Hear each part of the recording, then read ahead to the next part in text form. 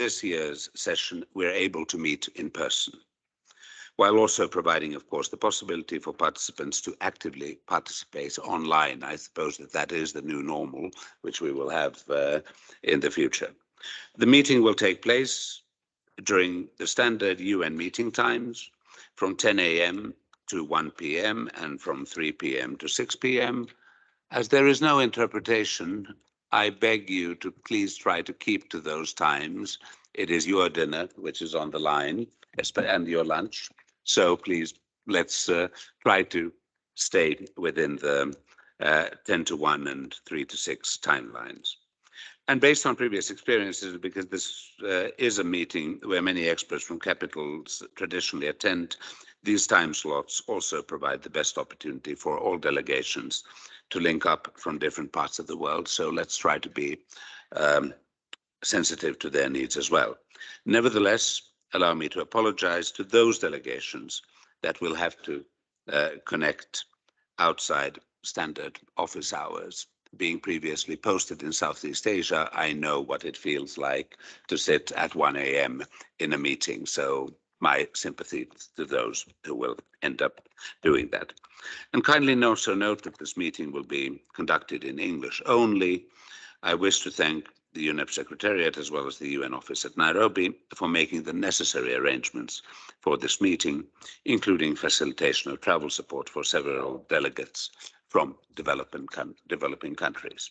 Now, before moving to our official business, I wish to extend a very warm welcome to all delegates, both representatives based in Nairobi and those attending from capitals, as well as major groups and stakeholders. We have a very interesting agenda in front of us, and I look forward to a productive and informative week. Now, before we go to agenda item 2, allow me to invite the Secretariat to provide guidelines for taking the floor. Please, Erika. Thank you, Mr. Chair. So those delegations in the room wishing to take the floor are invited to do so by pressing the microphone button in the console before them. Those who are joining us online on the Teams platform, please do so by using the raise hand function. Delegates are also, those present in the room are also kindly requested to mute their microphone buttons if they are connected to the Teams platform. Those who, when raising their hand on the Teams platform, please indicate or log in by your country affiliation so we can easily identify delegations. After being given the floor, delegates present in the room will simply press their microphone button and start speaking when the microphone turns red. And those online will just press the microphone icon to make their intervention. For raising questions, you are kindly requested to use the chat function, or you could also use the raise hand, but recommended to use the chat function for asking questions. Thank you. Thank you, dear Radhika. Now let me move to agenda item 2, adoption of the provisional agenda of the 9th annual subcommittee meeting. And before we hear opening statements, please allow me to draw your attention to this provisional agenda for your consideration and adoption. Let me recall that according to Governing Council Decision 27/2, the 5-day annual subcommittee is intended to review, with the support of the Secretariat, the medium-term strategy and program of work and budget in a manner coherent with the budgetary cycle of the United Nations, to be endorsed by the CPR and for the governing body's approval, and to oversee their implementation and accountability by the Secretariat. It is with this mandate in mind that the provisional agenda document number UNEP/CPR/ASC/9/1 has been made available to all delegates. Would you have any comments on the agenda?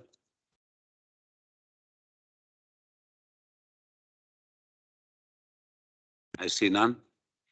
There are none. The agenda is therefore adopted.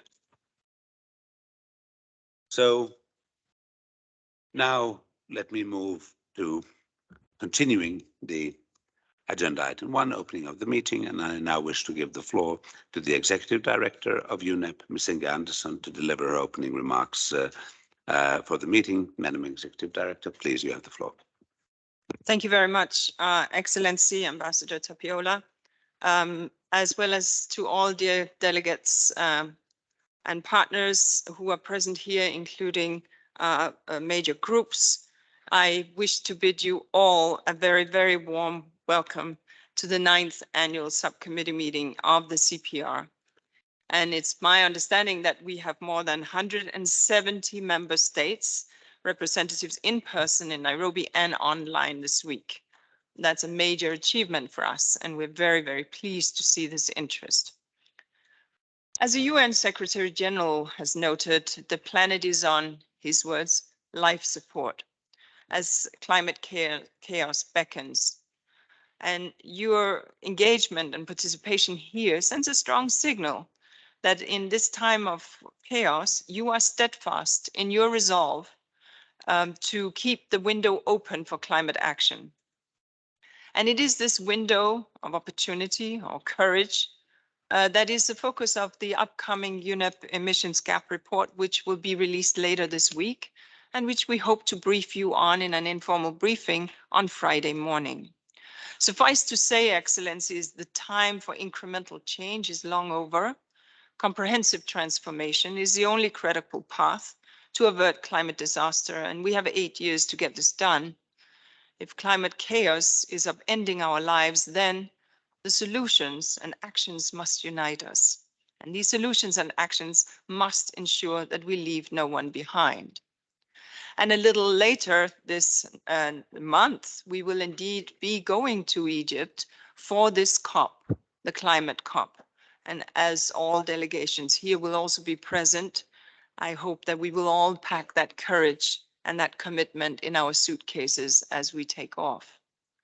And a little later in the year, in December, we shall have, under the Chinese presidency, hosted in Montreal, the seat of the Convention of Biological Diversity, COP15, delayed, as we know, because of COVID, and similar courage in the suitcases is asked for that opportunity.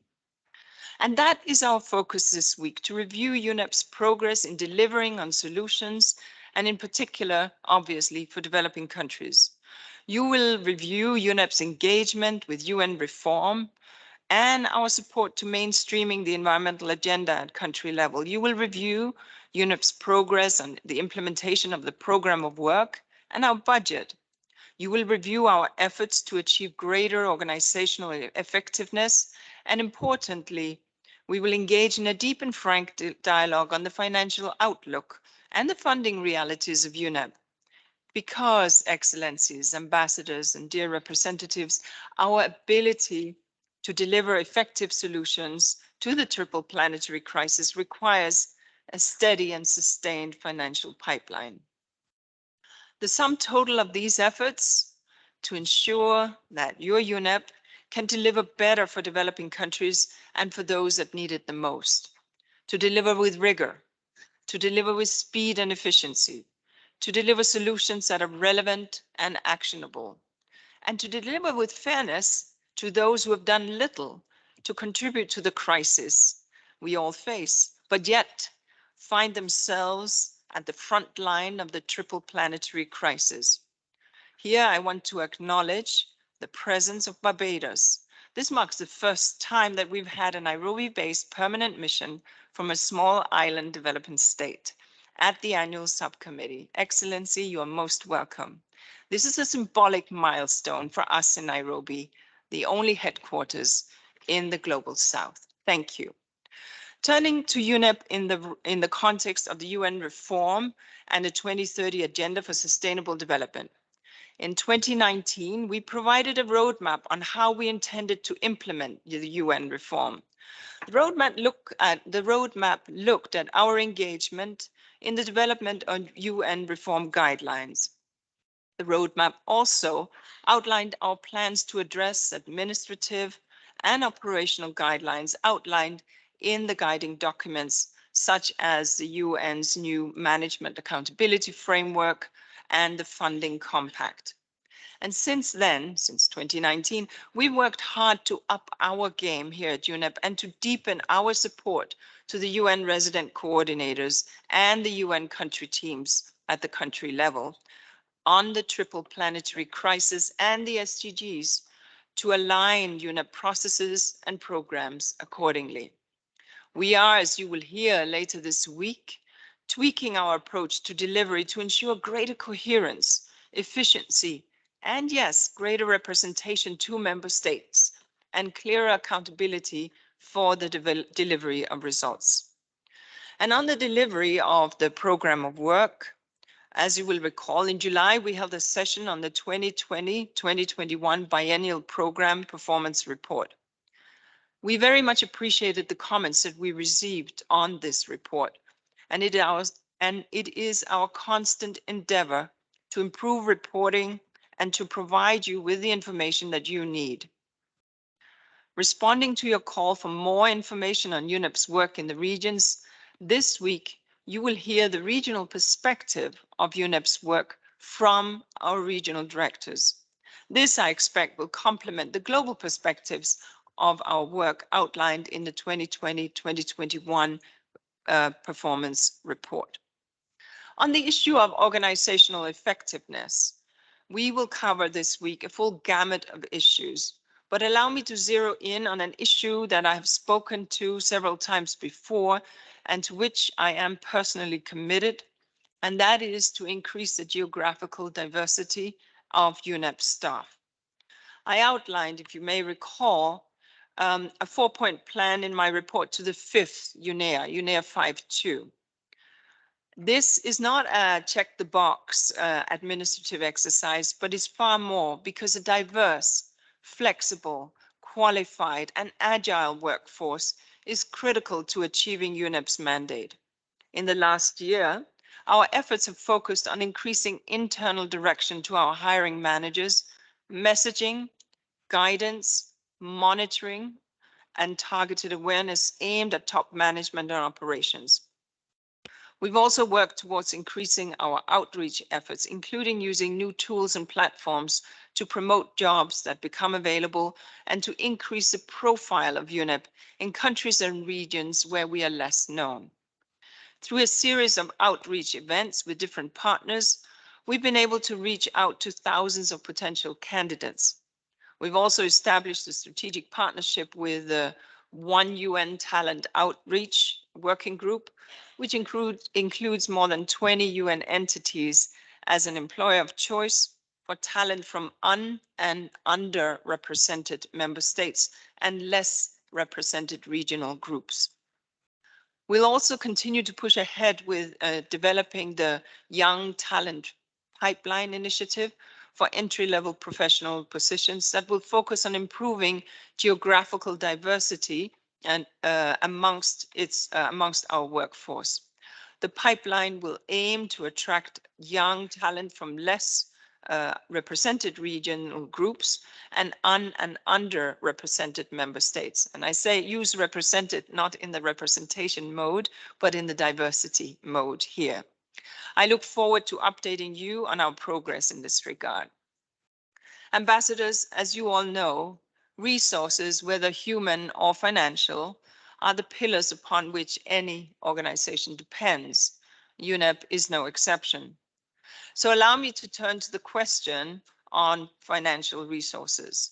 The founding members of UNEP 50 years ago envisioned a healthy environment fund, targeting at that time in 1972, a core funding of $100 million annually in 1972.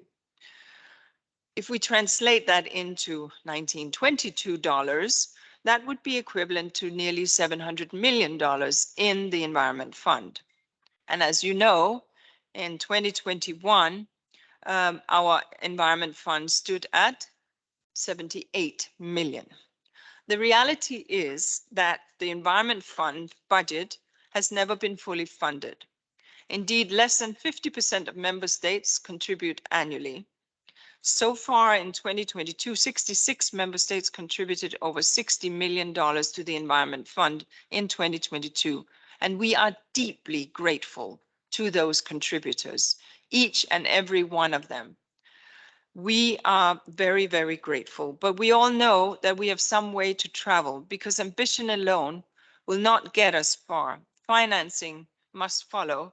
And while our funding base remains below where we'd like to be, we do see an increasing number of complex issues ambitiously added to our mandate by member states.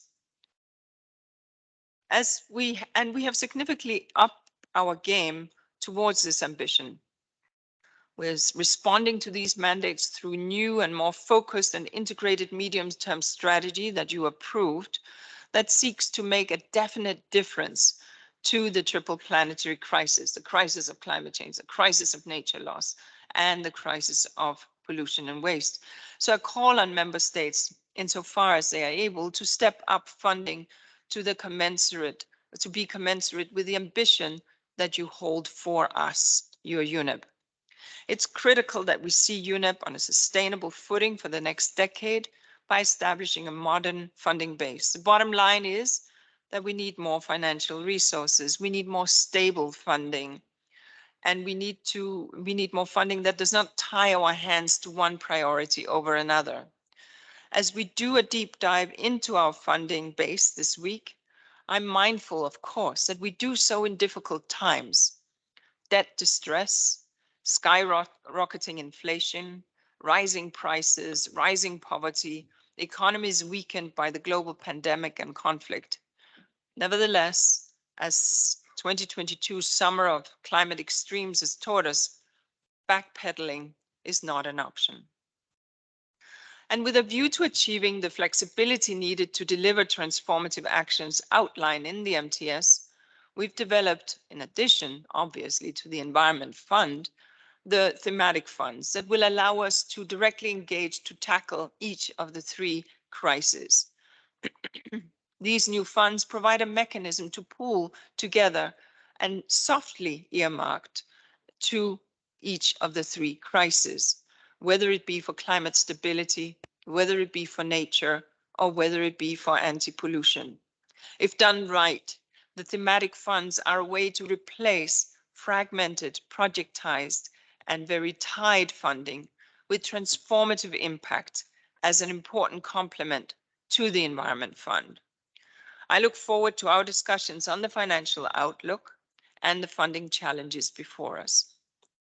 With these words, Excellencies, let me again repeat my deep and sincere thanks to those who have contributed and to all member states for being here today to show your solidarity and to help us as we seek to serve member states and the planet. With these words, I end my remarks to you. I look forward to the very rich discussion we will be having this week, and indeed beyond, as we strive to strengthen UNEP's ability to deliver real solutions to the very real challenges that we face. Thank you so much. Thank you, Madam Executive Director, for your inspiring introductory remarks and for setting the scene for good and forward-looking discussions over the next 5 days. There is indeed a lot of work ahead of us. I will now open the floor for opening statements by regional and political groups and member states. Now, to facilitate effective time management, I kindly ask that statements by individual member states be limited to 3 minutes and statements by regional and political groups and groups of countries to 5 minutes. Major groups and stakeholders should also limit their interventions to 3 minutes. I would also recommend that you share your statements in writing with the Secretariat to be uploaded on the meeting portal. Kindly also consider that we will have more time to go into detail on any issue during the in-depth discussions we will have later in the week under each agenda item. So I'm looking forward to opening statements indeed. Now, I give the floor. I have 2 speakers at this moment. South Sudan on behalf of the African group and United Kingdom on behalf of a group of countries. South Sudan, you have the floor.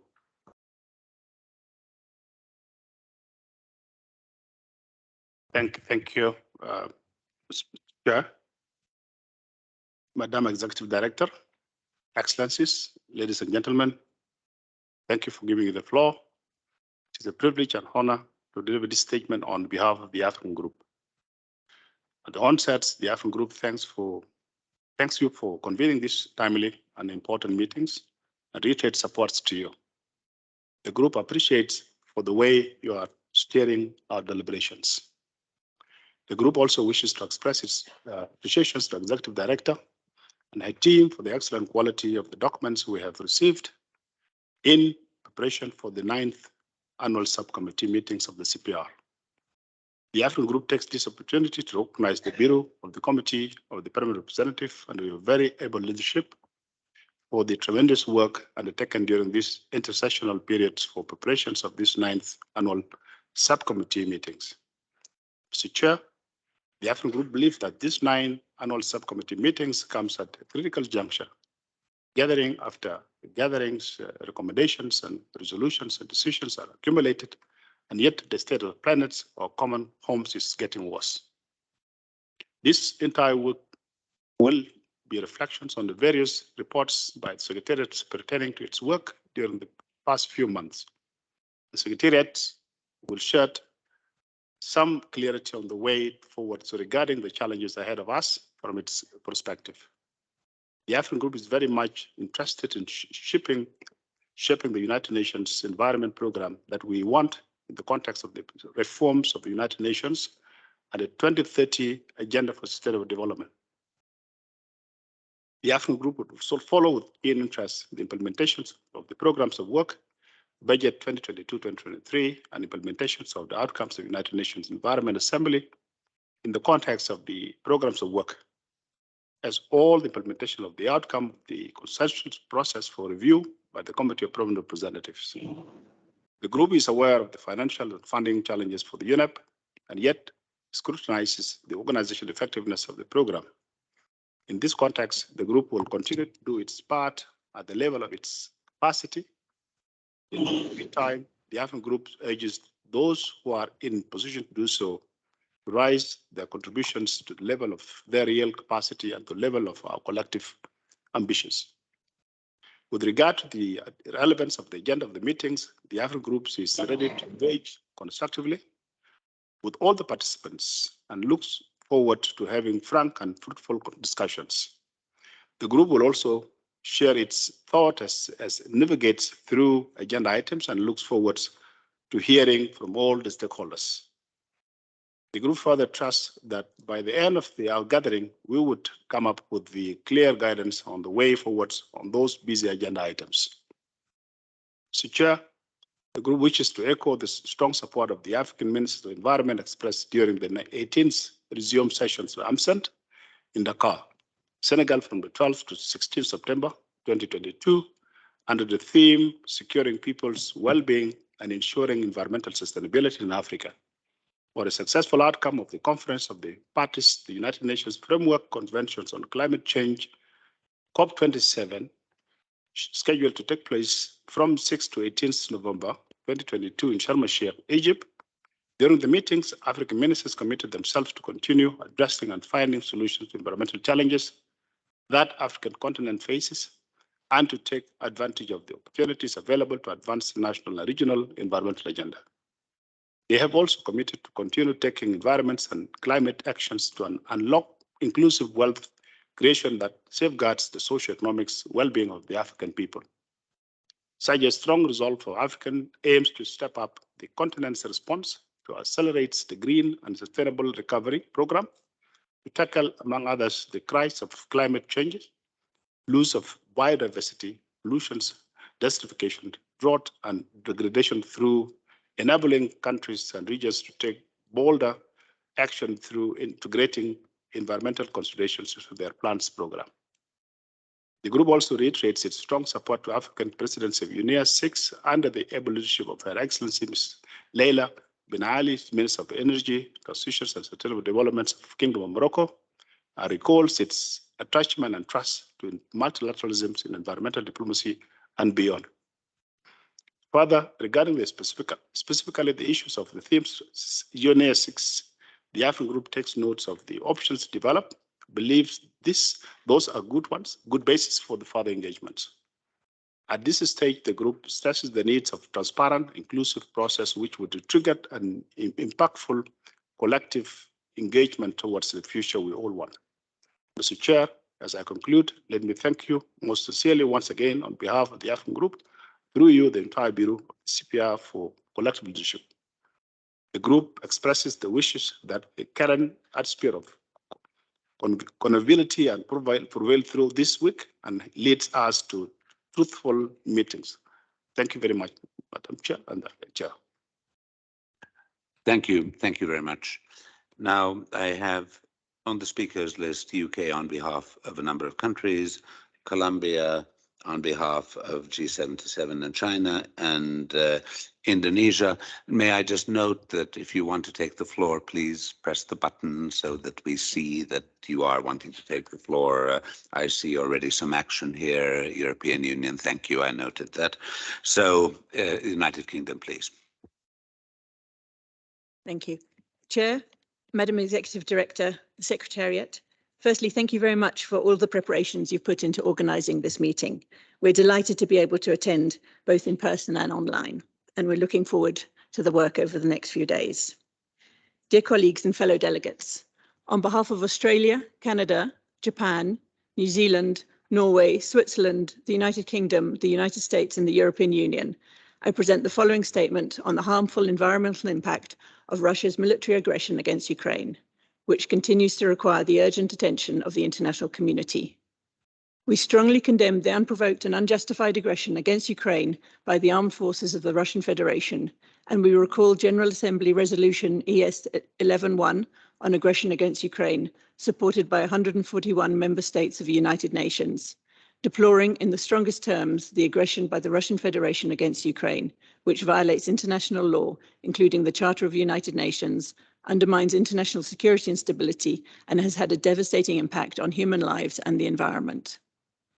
We likewise recall Resolution ES 11.4, supported by 143 member states of the United Nations, reaffirming the territorial integrity of Ukraine within its internationally recognized borders and welcoming the efforts of the United Nations, member states, and other organizations to respond to the crisis.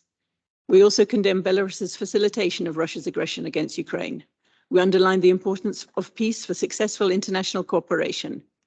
We are also highly concerned about the harmful impact that this military aggression against Ukraine and its people has already had and will have on the environment.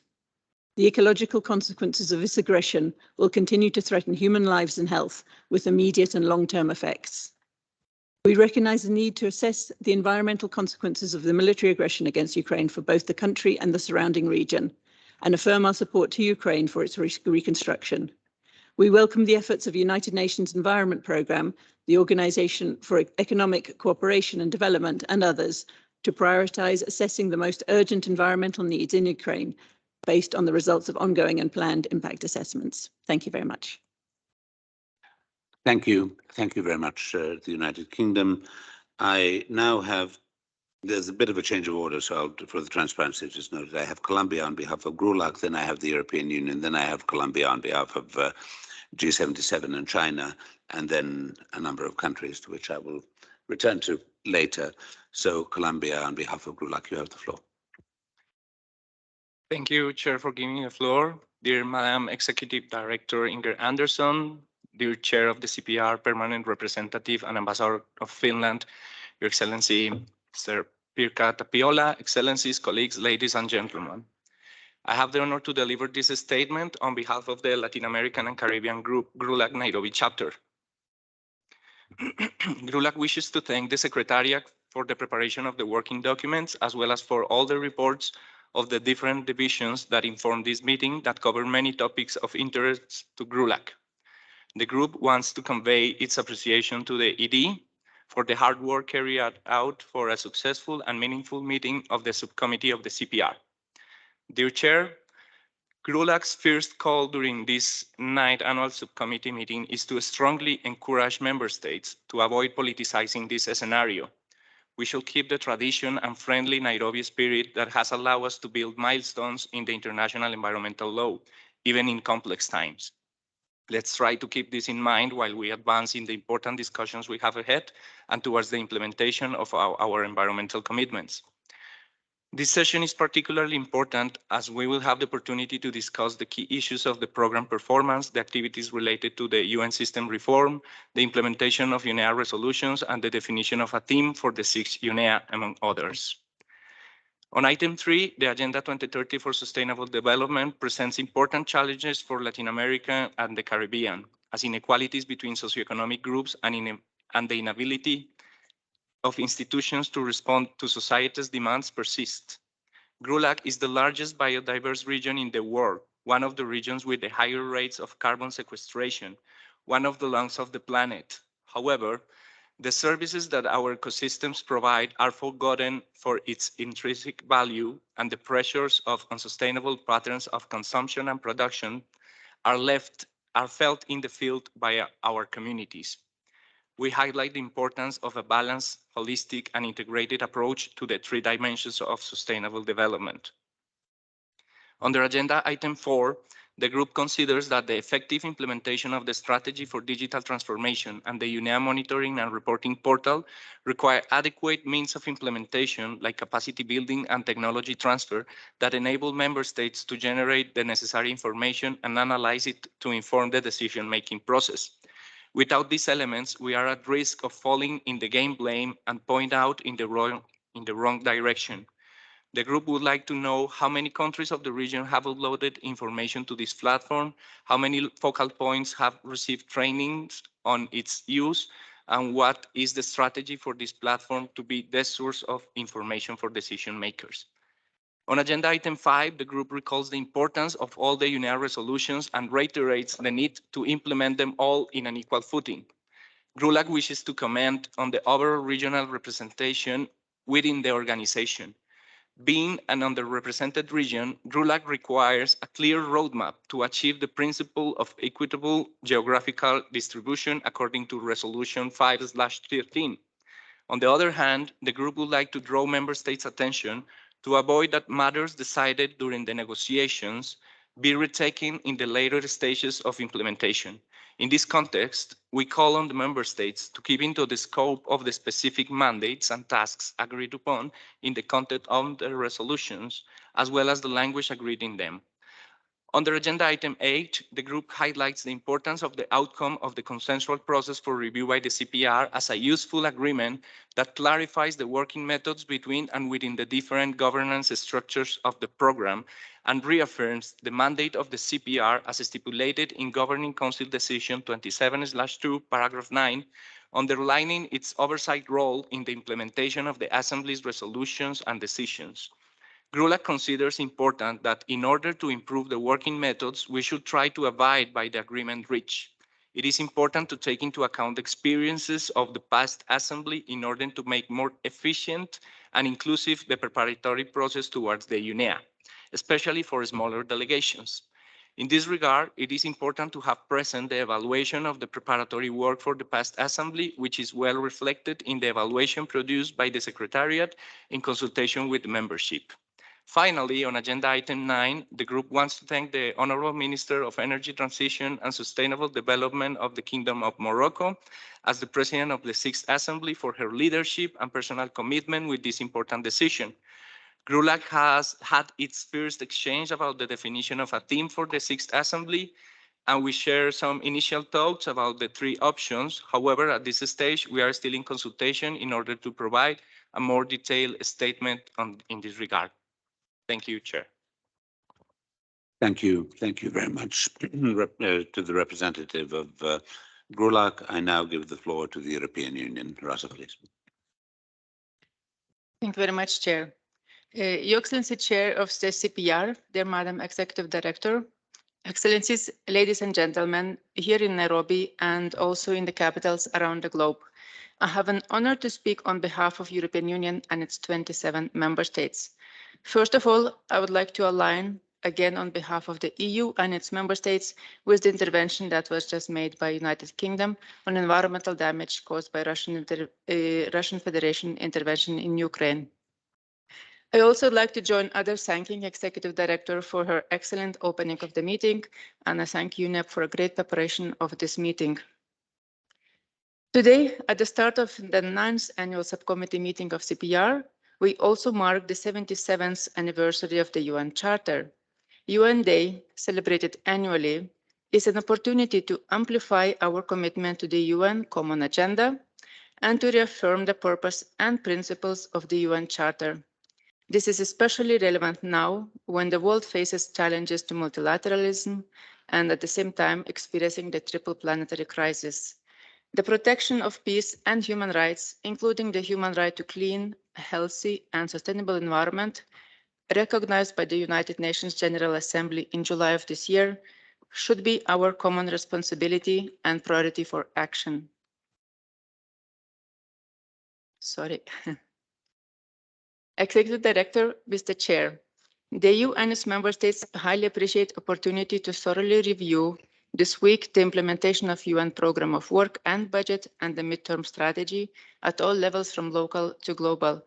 It's been a bit too short period for implementing the program of work and the MTS to gain experience and to report on results in this meeting. However, we welcome the opportunity to gain insights, including lessons learned, in particular on progress made at the regional and sub-regional levels. We are interested to hear about progress made in developing integrated approaches for the delivery of the program of work and budget, activities with cross-cutting impacts that help moving to more sustainable patterns of consumption and production can also deliver multiple benefits across the board. For example, addressing nexus areas including climate, biodiversity, land and water will bring benefits in all of those areas. We welcome UNEP's efforts to implement these interrelated activities. The EU and its member states learned with high interest about the findings of UNEP Evaluation Office Assessment and about the MOPAN assessment on the performance of UNEP in the context of UN reform and the 2030 Agenda for Sustainable Development. We note that there is a need for UNEP to improve result-based management at the project level. The last UNEA resulted in adoption of 14 resolutions related to environment, nature, health, pollution, and circular economy.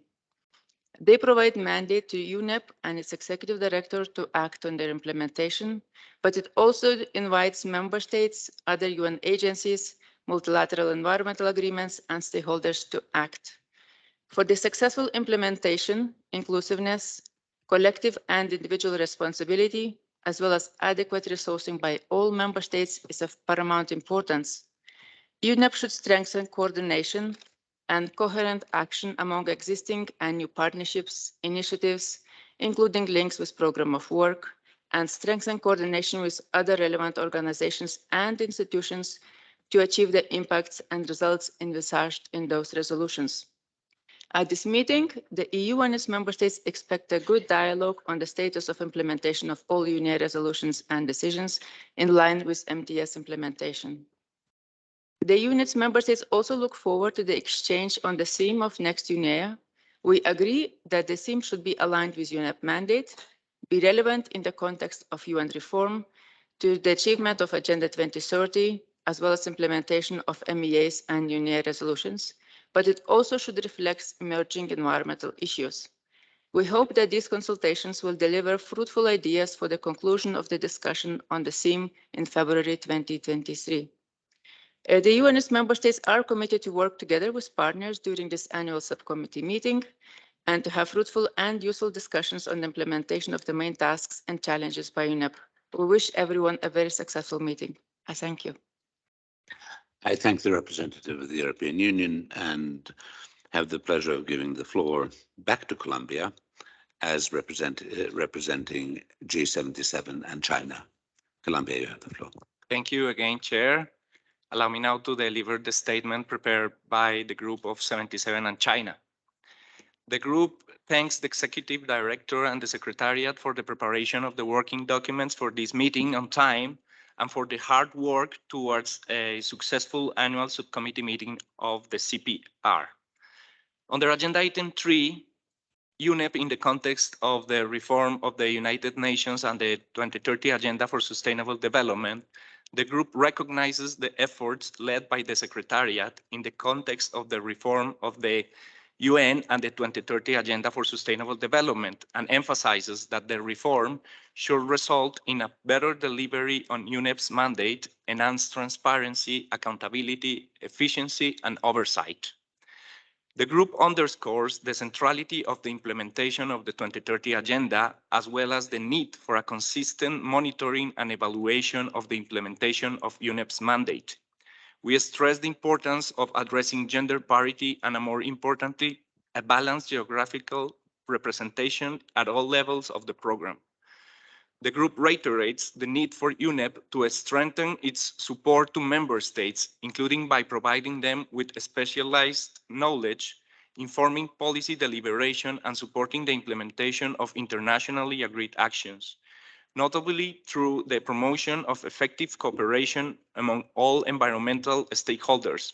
The group envisaged UNEP as a clearinghouse for the environmental dimension of sustainable development. In the fragmented landscape of international environmental governance, UNEP could serve as a one-stop shop that member states can resort to in line with their national priorities and policies, asking for implementation assistance.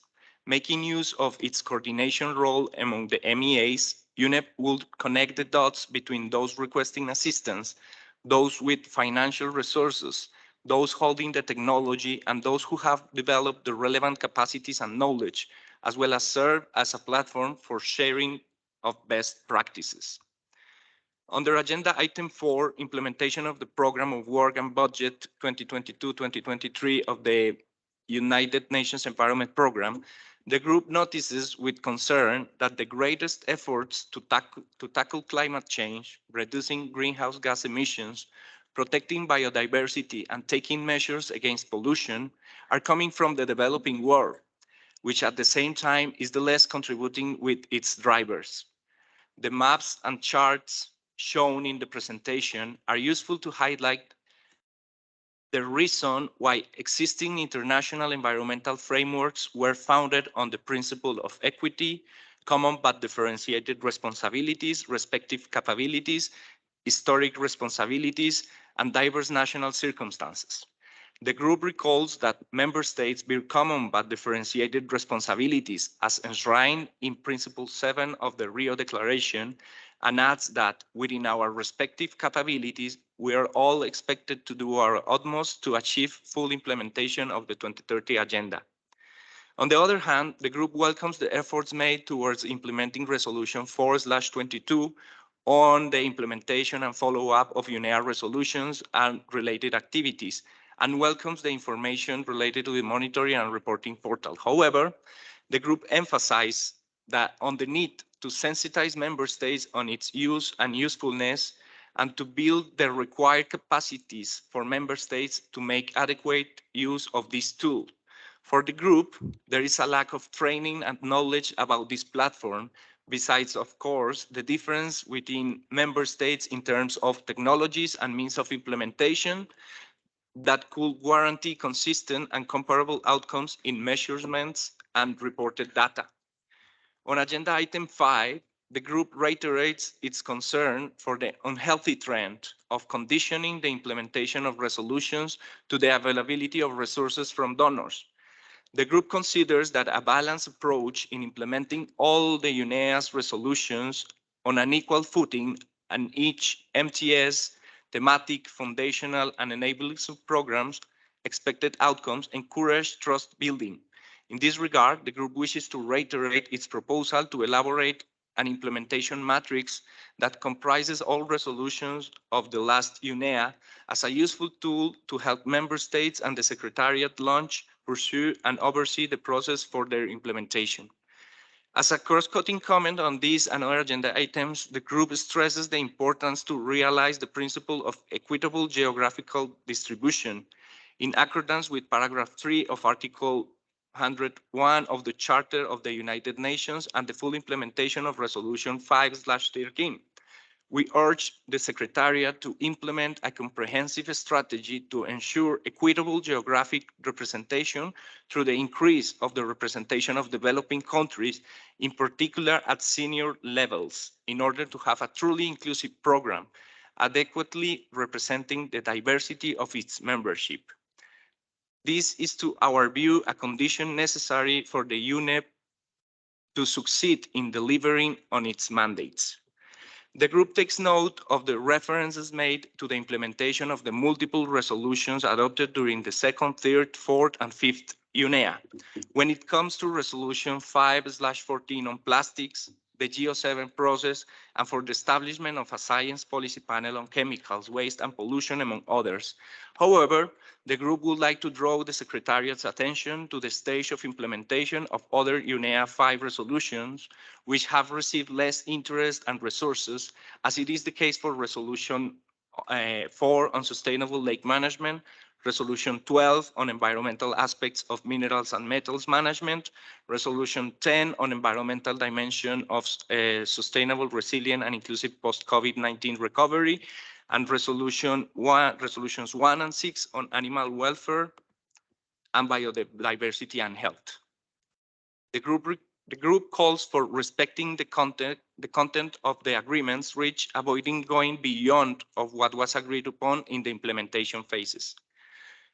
Under agenda item 7, the group takes note of the financial statements of the program and encourage member states, in particular developed countries, to contribute with financial support to the program.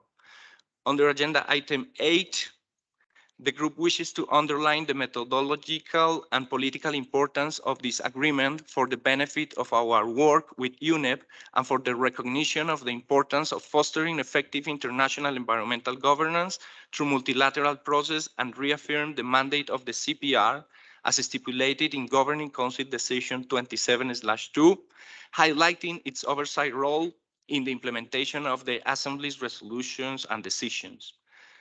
Finally, under agenda item 9, the group congratulates the Honorable Minister of Energy Transition and Sustainable Development of the Kingdom of Morocco, Her Excellency Leila Ben Ali, for the leadership in this process and for the manner in which she is conducting the intergovernmental consultations towards the definition of the theme of the 6th Assembly. We consider the background document that will guide the next iterations of the membership on this topic as a good basis for our future deliberations. Thank you, Chair. Thank you. Thank you very much, Colombia, on behalf of G77 and China. We are moving now to individual member states.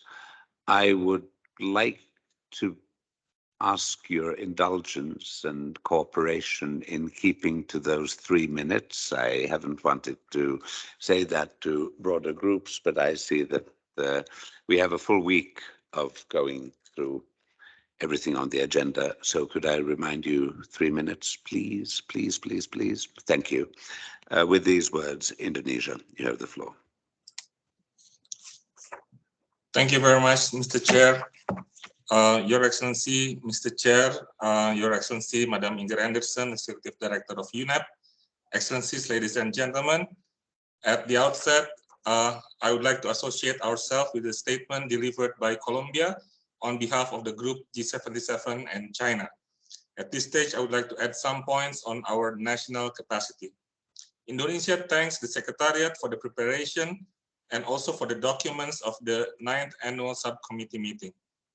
In this opportunity, our delegation would like to emphasize the important role of UNEP in the context of the UN reform and also the 2030 Agenda for Sustainable Development. In this regard, we want UNEP to strengthen its engagement policy with member states, provide more assistance and policy advice, enable more collaboration between UNEP and member states, not only at national level, but also at local levels, including with youth and universities. Furthermore, Indonesia would also like to underscore that the implementation of the Program of Work and Budget 2022-2023 of the UN Environment Program needs to deliver concrete benefits for member states, especially developing countries in their efforts in reducing greenhouse gas emissions, protecting biodiversity, and also taking measures against pollution. In this regard, we look forward for our discussion tomorrow with our UNEP Regional Office of Asia Pacific. Excellencies, Indonesia notes the just recently distributed letter from the Executive Director on several resolutions addressed to Member States, including on Resolution 5/4 on sustainable lake management. We appreciate the circulation of those letters, but our delegation believes it could have been distributed much earlier to avoid the perception that the Secretariat is in favor to some resolutions over some others. Our delegation also looks forward to discuss the theme for the 6th session of the UNEA under the leadership of the UNEA presidency. And our delegation reserves the right to provide more input in the subsequent agenda item. I thank you very much, Mr. Chair. Thank you. Thank you very much, Indonesia. I now have on my list of speakers Algeria, Ukraine, China, the Netherlands, Norway, Brazil, Malawi, and Kenya. And I give the floor to the representative of Algeria. You have the floor. Thank you.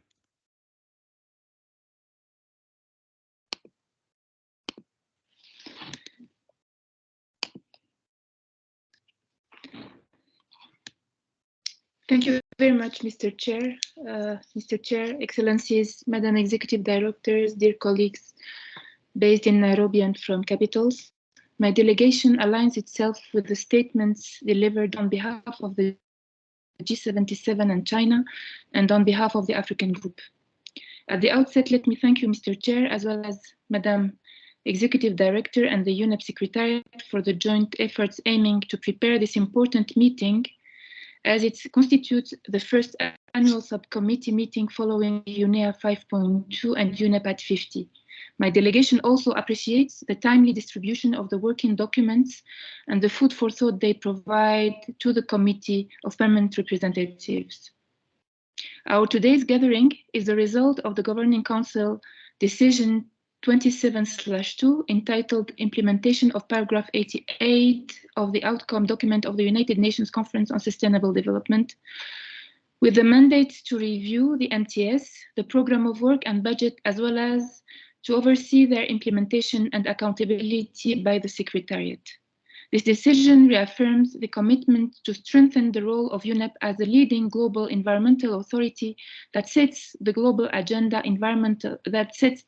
environmental agenda, and this is urgent more than ever before. Indeed, our planet is not anymore threatened by triple planetary crises, but multiple crises of climate change, biodiversity loss, pollution, desertification, land degradation, drought, floods, and water scarcity, to mention only a few of these challenges. It is therefore important to leave no country or no region behind from the global environmental agenda. This is why we appeal to adapt our narrative on the matter.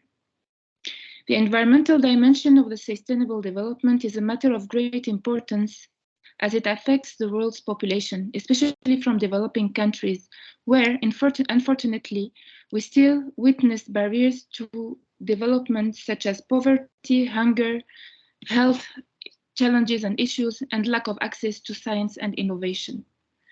We agreed on the future that we want since the adoption of the Rio Declaration on Environment and Development in 1992, and the common but differentiated responsibilities principle should be kept as a watermark when implementing our commitments for a better world. Mr. Chair, Algeria would like to congratulate UNEP for the progress made in the implementation of the several sub-programs and the environmental agenda within the context of the United Nations reform and the 2030 agenda.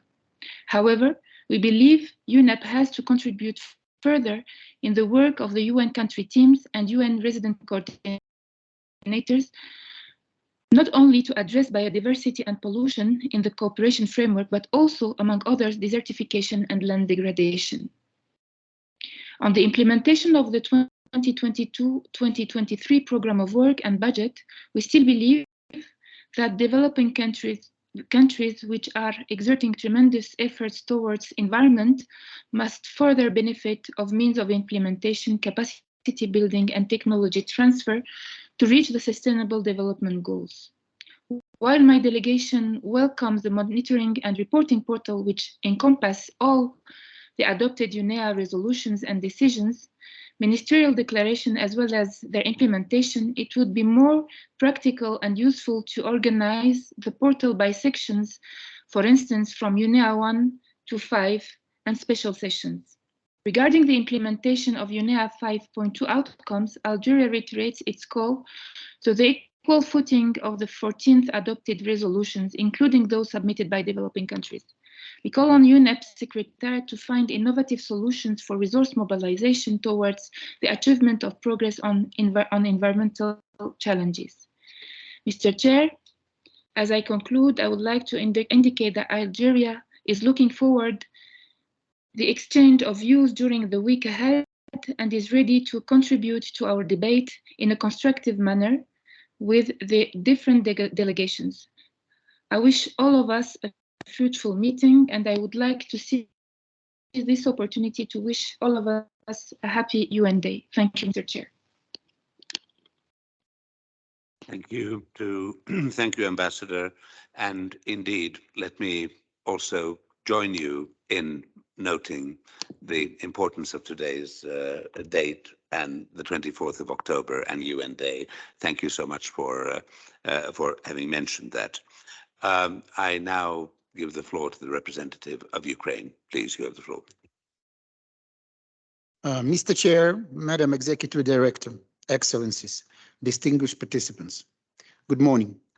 First of all, let me express the gratitude of the government of Ukraine to UNEP Secretariat and personally to Madam Executive Director, as well as Chair of the CPR Ambassador of Finland, Pirkka Tapiola, for brilliant work done towards the achievement of our common goal, preserving global environment for future generations. Ukraine highly values the long-standing relations with UNEP. For many years, UNEP's deep knowledge and expertise were contributing to the safeguarding and developing the unique environment of my country.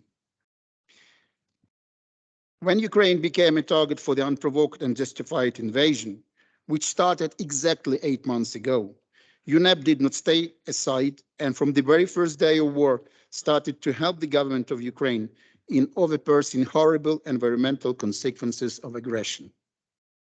The response of the entire UNEP team, and personally Madam Executive Director, to the biggest environmental crisis in the world after the Second World War, created by Russian neocolonial desires and its impudent and unprecedented breach of international law, has again proved the effectiveness and deep expertise of UNEP, as well as the leadership of Inge Andersen.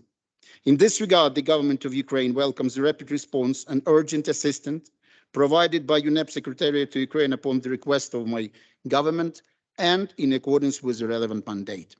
We also acknowledge the recent publication of UNEP review, the environmental impact of Ukraine conflict.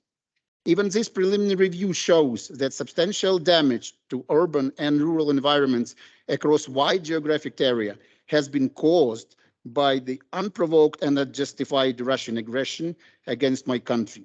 It is also indicated there that the environmental damage carries risk both to Ukraine and neighboring countries. Taking this into account, as well as transboundary impact of the Russian invasion to the environment, we would kindly request the esteemed UNEP Secretariat to schedule the comprehensive presentation of this report during one of the next subcommittee meetings of the CPR. During the presentation of this report, we would also like to discuss the UNEP's further steps with regard to resolving of this horrible environmental crisis and providing additional assistance to the government of Ukraine in restoring environment of Ukraine, especially in already liberated areas of Kherson, Kharkiv, Zaporizhia, Donetsk, and Lugansk Oblast of Ukraine, and of course, very soon, the unique nature of Autonomous Republic of Crimea, Ukraine. To conclude, I would also like to express our gratitude to all our partners from very many countries for their constant support and strong statements delivered today. Thank you. Thank you. I thank the representative of Ukraine and give the floor to the representative of China. Thank you, Mr. Chair, for giving me the floor. Dear colleagues, Your Excellency, Madam Andersen, and I'd like to join others in welcoming the remarks by Madam Andersen. And China also associates itself with the intervention by Colombia on behalf of G77 China. This annual meeting is organized at a crucial moment that the world is faced with continued environmental challenges and urgent need for implementing UNEA resolutions and accelerating the implementation of environmental goals and the 2030 Agenda on Sustainable Development. All member states have been working individually and collectively to curb the deteriorating trend of our environment and build a beautiful and sustainable world through a variety of approaches. In China, people are widely celebrating the successful closure of the 20th National Congress of the Communist Party of China. A blueprint was adopted for the nation's development for the coming 5 years and beyond, through the Chinese path to build a modernization with the central task as the central task of our party, fostering the new development paradigm and pursuing high-quality development was also incorporated into the CPC constitution. Green is further highlighted and set up the backdrop for all these visions, supported with unprecedented progresses in China on environmental quality improvement, pivotal green transition in economic structure and energy mix, and highest ever environmental awareness and determination among the public and ranging up to top leaders of the country. In addition to China's domestic effort, China endeavors to advocate environmental multilateralism, foster the international environmental cooperation, and promote sustainable and more balanced global development. While boosting the infrastructure cooperation under the Belt and Road Initiative, China established the International Coalition for BRI Green Development. More than 150 partners from more than 40 countries participate in this initiative, working together to strengthen policy dialogue and joint research and support the United Nations 2030 Agenda for Sustainable Development. China's President Xi Jinping further put forward the Global Development Initiative and set climate change and green development as one of the key areas and tracks of actions. The high-level dialogue on global development last June built up the important momentum to facilitate the acceleration of implementation of SDGs, especially in its environmental dimension. China has been trying its best to support UNEP as an important pillar for multilateralism. Such support includes facilitating consensus building in UNEA, hosting Biodiversity Convention COP15, dispatching JPOs to work with and learn from UNEP, sending experts to important environmental processes, including GEO, among others. UNEP in turn actively participated in and supports the environmental efforts in China. Taking this opportunity, I'd like to extend appreciation to Madam Anderson and UNEP under your kind leadership for such support. We have a full agenda for the week and, more importantly, challenging but promising task ahead in implementing fully UNEA resolutions, building up developing countries' capacity and speeding up achieving environmental goals under SDGs. I'm looking forward to joining other delegates in constructive and fruitful discussion of the week. Thank you. Thank you. I thank the representative of China and now give the floor to the representatives of the Netherlands. Please, you have the floor. Thank you, Mr. Chair, and good morning to all. Madam Executive Director, Mr. Chair, Excellencies, ladies and gentlemen. First of all, I wish to align my statement with the statement made by the United Kingdom and that of the EU. Madam Executive Director, Mr. Chair, in this decade of action, we are approaching 2030 against the backdrop of an uncertain global socio-economic outlook, the ongoing pandemic, rising geopolitical tensions, conflicts, and the adverse impacts of climate change, biodiversity loss, pollution, and related environmental degradation that have set us back on the development pathways to achieve our 2030 agenda, in particular for the most vulnerable. While underlining the importance and urgency to deal with the immediate challenges posed by the recovery of the pandemic, conflicts, and increasing geopolitical tensions, we need to remind ourselves that the triple planetary crisis of climate change, biodiversity loss, and pollution will require long-term systemic change and our sustained attention that can only be delivered by effective multilateralism and international solidarity. And while we celebrate today UN Day, we acknowledge the indispensable role of the United Nations as a vital platform and tool to deliver impactful results and accelerate much required actions for sustainable development.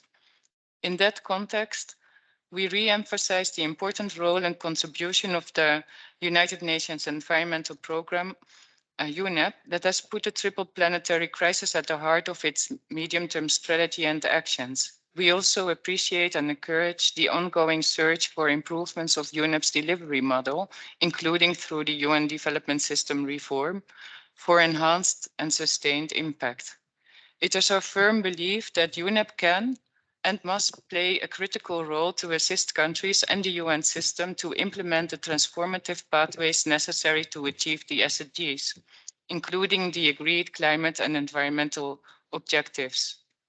Excellencies, ladies and gentlemen, let me refer to our joint commitment to strengthen the role of UNEP as the leading global environmental authority, including for the promotion of the coherent implementation of the environmental dimension of sustainable development within the UN system.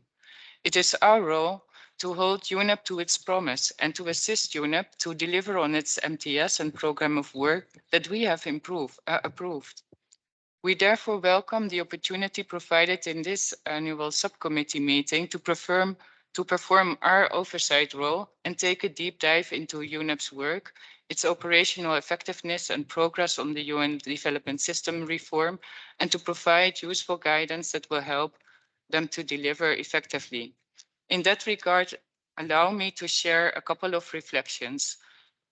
On the UN reform and the 2030 agenda, we are pleased that UNEP has stepped up their efforts to mainstream climate and environment in the UN system, in particular to address knowledge needs of UN country teams and to extend country delivery. We are keen to hear experiences and results achieved so far, as well as on lessons learned, including on UNEP's engagement in issue-based coalitions and bilateral agreements with other UN agencies. And we welcome the opportunity to exchange with colleagues in providing further guidance to strengthen UNEP's delivery model in this regard. On the implementation of the program of work and budget, we welcome the informative presentation from the regional offices that provide a useful overview of the breadth of activities that UNEP is engaged with. Noting that these presentations are mainly output focused, it is our wish that future presentations and reports will provide more information on outcomes and results, which will help us to assess the effective delivery and impact of UNEP's work. We agree with other speakers that despite, and as we had said in previous meetings, that despite the different challenges, the UNEA 5 has been one of the most successful UNEAs in view of its outcomes. While it is tempting to focus our attention on the follow-up of the UNEA 5 resolutions, it is our hope that our meeting will provide a complete overview of the ongoing efforts by UNEP on the implementation of UNEAs, and especially those outcomes that still require follow-up and their contribution to the program of work. We would like to reiterate that while we acknowledge that all resolutions need to be treated equally, we recognize that they are different in nature and require different types of follow-up action. And we are happy to engage with colleagues to provide further guidance where this is relevant. On UNEP's organizational effectiveness, we welcome the ambition of UNEP in its new MTS of engaged focus and greater integration for one UNEP to deliver, including through the UN system and better at the country level. We are interested to learn what steps are taken at the organizational level to reduce fragmentation and enhance the integration aspired, as well as on the steps taken to continuously improve its accountability, transparency, and results-based management, as well as the results of their implementation. It is our belief that the organization can only deliver effectively when the house is in order, and that we have an important responsibility to follow up on that. On funding, we welcome the progress made with resource mobilization, and we would like to thank all member states that have provided funding to the Environment Fund in line with their FISC. We also welcome the thematic funds under the Environment Fund that provide the Secretariat with a new flexible funding modality to effectively deliver on its mandate. It is our hope that the establishment of these funds will not compete with the need for core funding, but rather reduce the amount of tightly earmarked project funding. We call on all member states to contribute to UNEP in the most flexible manner, taking into account the level of their FISC. Executive Director, Mr. Chair, Excellencies, ladies and gentlemen, we reconfirm our joint commitment to effective multilateralism to address the challenges we face as a global community. Stalling progress now is detrimental and undermines the ambition that we all have subscribed to.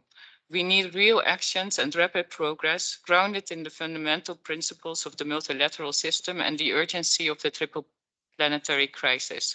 The Netherlands remains committed to contribute to UNEP to support countries to achieve the 2030 Agenda for Sustainable Development, in particular its environmental dimension. We look forward to the discussions this week, including on the theme for the next UNEA, that we hope will provide useful input to the summit of the future. And you can count on us for our active participation and support.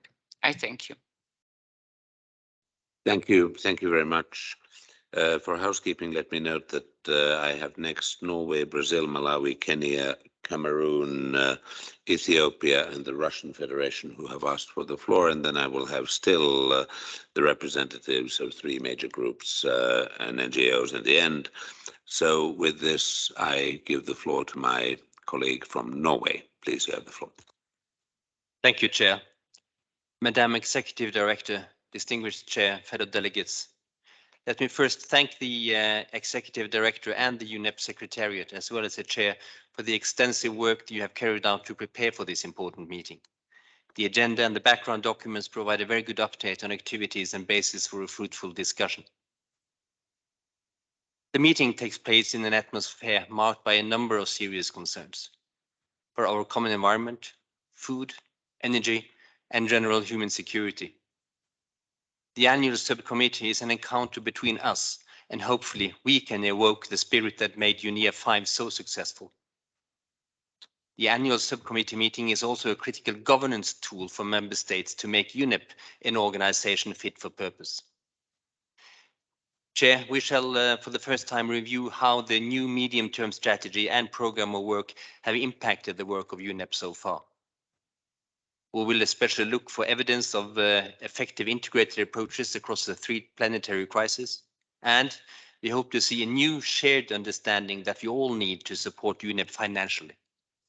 We must provide flexible funding for UNEP, both to the Environment Fund and to the thematic funds, to enable and help UNEP deliver as agreed by all of us. Revisiting UN reform and UNEP's role is also very timely.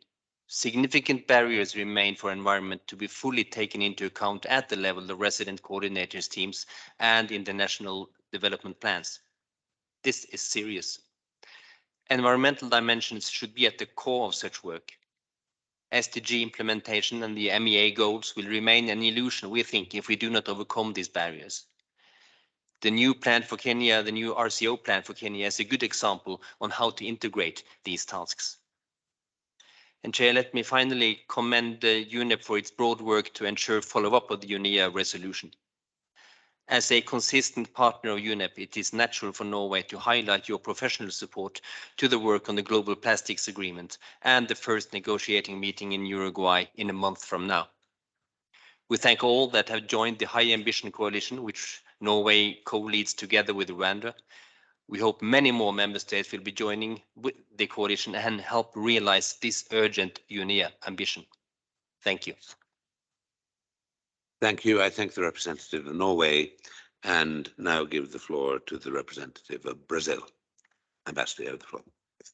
Thank you, Mr. Chair. Thank you, Madam Executive Director, for your words. Brazil aligns itself with the statements delivered by Colombia on behalf of G77 plus China and BRULAC. On our national capacity, we'd like to thank the Secretariat for the information prepared for this 9th annual subcommittee meeting, as well as to welcome the opportunity to engage in meaningful dialogue over the coming days. In our views, these exchanges are essential to continuously improve working methods in the program and further consolidate UNEP's role of promoting the coherent implementation of the environmental dimension of sustainable development within the United Nations system. Brazil believes the program may play a crucial role as we advance in the UN decade for delivery on sustainable development goals. UNEP has a powerful contribution when able to present innovative solutions that allow countries to tackle economic, social, and environmental challenges in an integrated manner.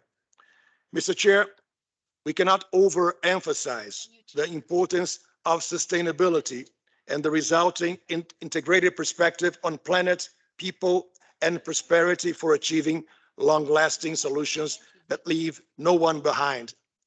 In this context, we could not agree more with what was just expressed by the Ambassador of Algeria on the concept of triple planetary crisis, which falls short of addressing multiple crises and of conveying the concept of sustainability. Unfortunately, there is no silver bullet. During negotiations of UNEA 5.2, this was acknowledged many times. For instance, on nature-based solutions, the resolution states that NBS do not replace the need for reductions in greenhouse gas emissions. Furthermore, the resolution on circular economy recognizes multiple pathways for sustainable consumption and production. In conclusion, this would also indicate the importance of diversity of methods and furthermore, that no UNEA resolution should have preponderance over the others. Fortunately, we do have multiple solutions which may be scaled up and disseminated. However, means of implementation are essential to achieve that end. In this respect, as was stated by G77 plus China, UNEP could have a very important role as facilitator in accessing different financial arrangements, acting as a clearinghouse. Indeed, UNEP at 50 declaration invites the executive director to identify further options to providing assistance to member states and members of specialized agencies upon their request to improve implementation of their environmental objectives, including access to scientific information, technologies, technical assistance, and financial resources. Brazil believes that UNEP could play an important role by fulfilling this invitation and exploring this role as facilitator. With that, I conclude and wish us all a great week ahead. Thank you, Mr. Chair. Thank you. I thank the representative of Brazil and give the floor to the representative of Malawi. Please, you have the floor. Thank you, Mr. Chair. Mr. Chair, Excellencies, Madam Executive Director, colleagues. Mr. Chair, Malawi will be expressing itself on the various agenda items at the appointed time. However, as a way of general remarks, allow me to state as follows. We want to thank you, Mr. Chair, and the CPR Bureau, as well as the Executive Director and her team, for the excellent preparations and organization of this meeting. Dare me say at this point that your witty but experienced conduct at the main table, Mr. Chair, is legendary. This is the first CPR annual meeting to be held under relatively relaxed restrictions of the lingering COVID-19 situation. As such, it is a pleasure to see everyone gathered here, including our colleagues from the capitals, and most welcome to those that have come from outside Nairobi. At the outset, my delegation would like to align itself with the statements ably delivered on behalf of the African Group and the Group of 77 and China. It is my delegation's hope that very soon we will return to normality, inasmuch as we are mindful that the virtual space enables and increases inclusive participation. We have taken note with appreciation the well-balanced agenda that is before us for the next 5 days, and also the manner in which the work has been organized. We believe that the agenda is useful for purposes of the oversight role of member states on the Secretariat. We hope that while the structure is helpful, it will remain flexible in its execution. In terms of the organization of work, we find the arrangement for panel discussions as quite novel and likely to bring out positive and impactful results. We are keen to understand the criteria used to identify panelists.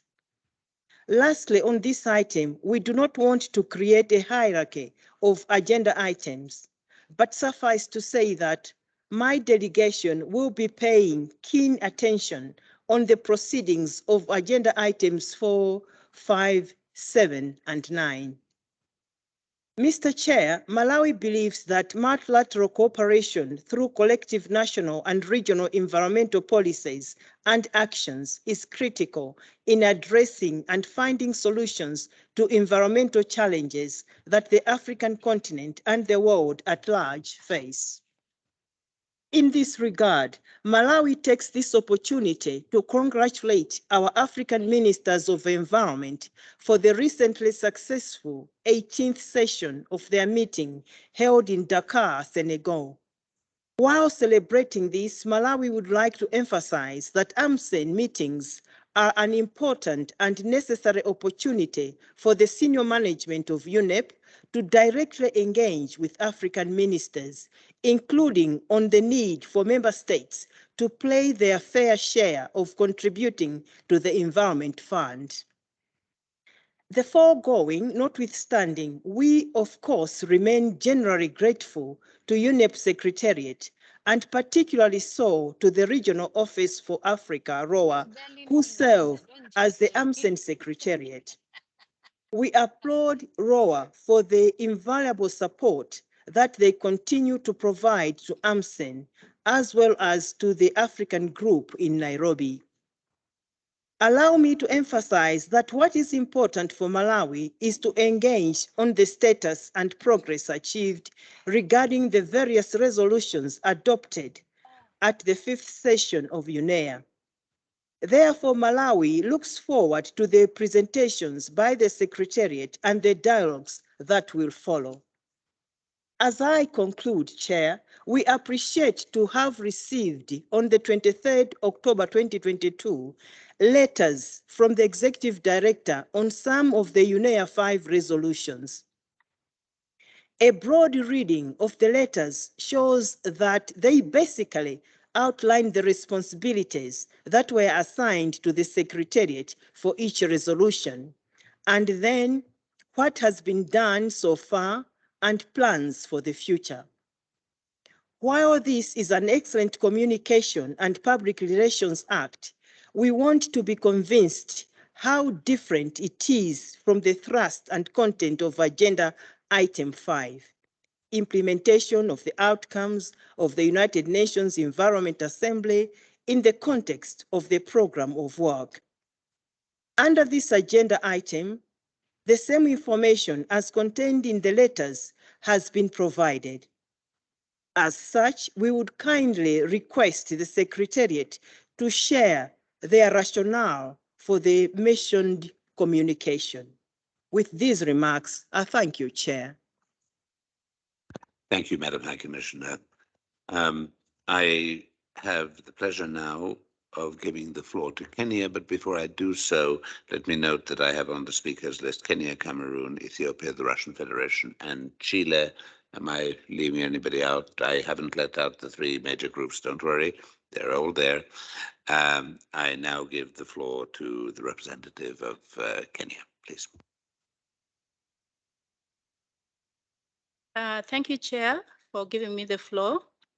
Madam Executive Director, Chair of the CPR, and esteemed colleagues, Kenya aligns itself with the remarks made on behalf of the Africa Group and the G77 plus China statement, and is delighted to take part in the 9th annual subcommittee meeting of the CPR.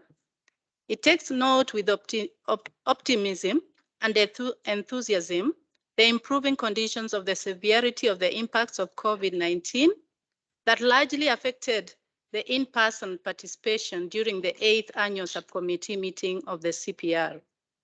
Excellencies, as the gracious host of the UNEP headquarters, my delegation wishes to appreciate the Secretariat for convening this meeting and timely furnishing of the meeting documents to facilitate adequate preparation. Kenya is indeed committed to playing a critical role in the indispensable solution-focused work of UNEP in tackling the triple climate crisis of biodiversity loss, pollution, and climate change, the latter of which is wreaking havoc in the host country, as we may all have read in the papers. As we speak, 11 counties in the Republic of Kenya are currently in the alarm phase of the drought, while 9 counties are categorized in the alert phase of the same. Noting the relentless mitigation efforts being carried out by the government, the profound evidence of the ever so eminent ravaging effects of the climate change that we can all attest to, should be used as an impetus to rapidly implement the solutions we provide for the threat posed by climate-related disasters. Excellencies, the upcoming week is meant to chart the course of action of UNEP for the near future. I urge you all to exercise astute sobriety as we deliberate on how to manage the threat of climate change. My delegation further is concerned with the sustainable development goals that deal with climate change that are grossly underfunded as per the Secretariat's findings. And I urge that this situation forms part of the meeting's discussions and concluding with actionable recommendations.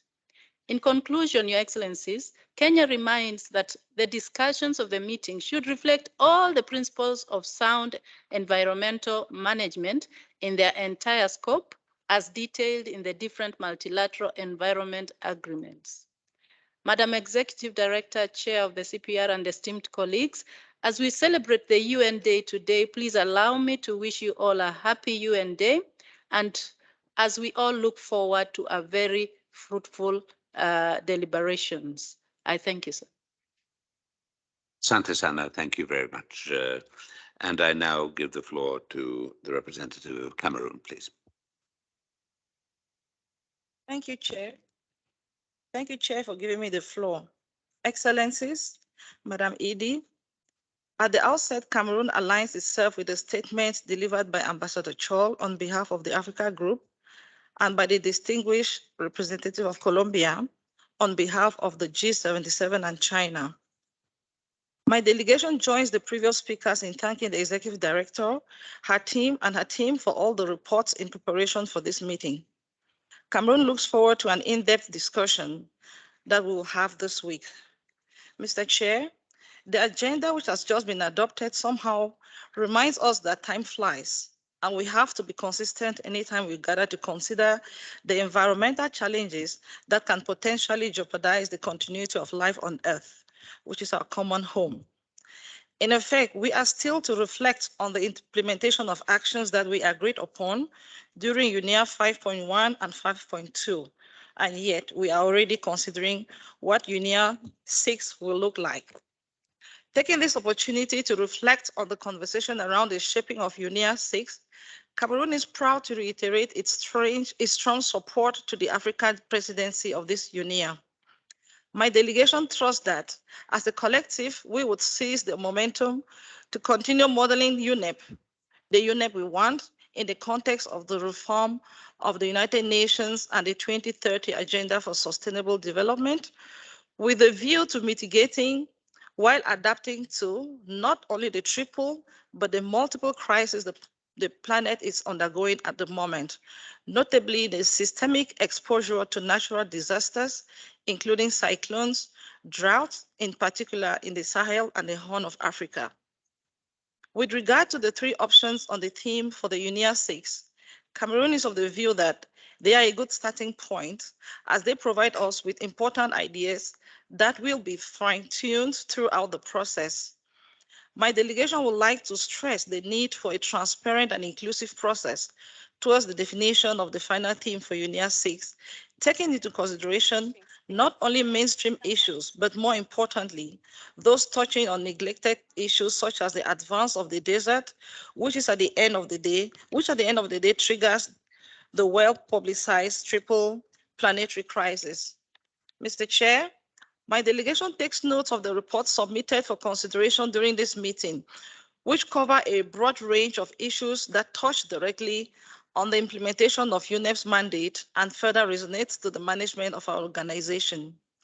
In particular, my delegation recognizes the transformation potential of the implementation of the program of work and budget for 2022-2023 of UNEP in the context of worrying funding challenges for UNEP.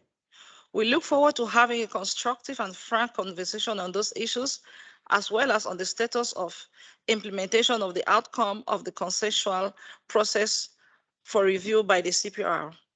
We welcome the progress made so far, and we note that there is still room for progress, notably with regard to the balanced implementation of all resolutions and the necessary attention on the regional geographic representation in UNEP staffing. Mr. Chair, Cameroon supports UNEP on delivering on the medium-term strategy at country level through the UN Resident Coordinator System. My delegation notes that in the context of the UN reform and the 2030 Agenda, UNEP mainly focuses on the generation of data needed to mainstream the environmental agenda. From my delegation's perspective, there is also need to pay more attention to effective global solidarity, including where necessary through technology transfer, capacity building, and financial support in the view to allow developing countries to meet their commitments towards the implementation of the internationally agreed actions without compromising their efforts to offer better living conditions to their people. These enabling conditions will definitely increase environmental impactful results. Mr. Chair, as I conclude, I would like to reiterate our support to you, Chair, and appreciate the way you have been conducting the proceedings so far. I thank you, Chair. Thank you. Thank you very much. I thank the representative of Cameroon and give the floor to the representative of Ethiopia. Please, you have the floor. Excellency Chair, Excellency Executive Director, Excellencies, ladies and gentlemen. As I am taking the floor for the first time, allow me to start by expressing that it is my great honor and pleasure to join the UNEP Committee of Permanent Representative as a new permanent representative of the Federal Democratic Republic of Ethiopia. I would like to assure you my strong commitment to work together with my fellow committee member and the UNEP Secretariat for the rest of my tenure here in the beautiful city of Nairobi. It is my great honor to thank the Executive Director for their unreserved endeavor in leading and facilitating the global efforts of environmental multilateralism, and welcome tremendous progress and achievement and by the Secretariat in the implementation of the outcome of the United Nations Environmental Assembly.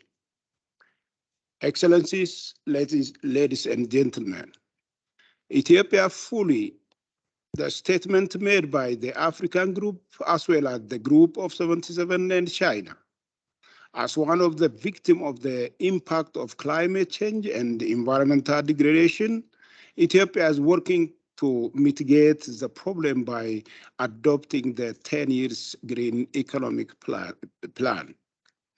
Among the other paramount measures, the government of Ethiopia took a green legacy initiative and has been managed to plant more than 22 billion of trees in the last 4 years alone by mobilizing 20 million of citizens across the country. In order to share the good momentum and to expand the Green Legacy Initiative to the neighbor countries, the group of Ethiopian youths led by higher governmental officials traveled a week ago in 6 neighbor countries and planted trees under the spirit of African fraternity and solidarity. In concluding, I would like to express my sincere hope that the 9th annual subcommittee's meeting to be a success. Last but not least, I wanted to return to the Committee of the Ethiopian towards environmental multilateralism. I look forward to work together with other committee members and the Secretariat. I thank you, Chair. Amasaginalo. Thank you. Thank you very much, dear colleague, and welcome to Nairobi and welcome to your new post. Right, we're very all delighted to have you among us. Now I give the floor to the Russian Federation.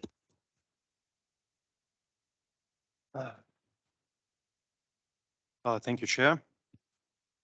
Our delegation has taken the floor in order to respond to the representative of Ukraine, Great Britain speaking on behalf of Western countries and the European Union.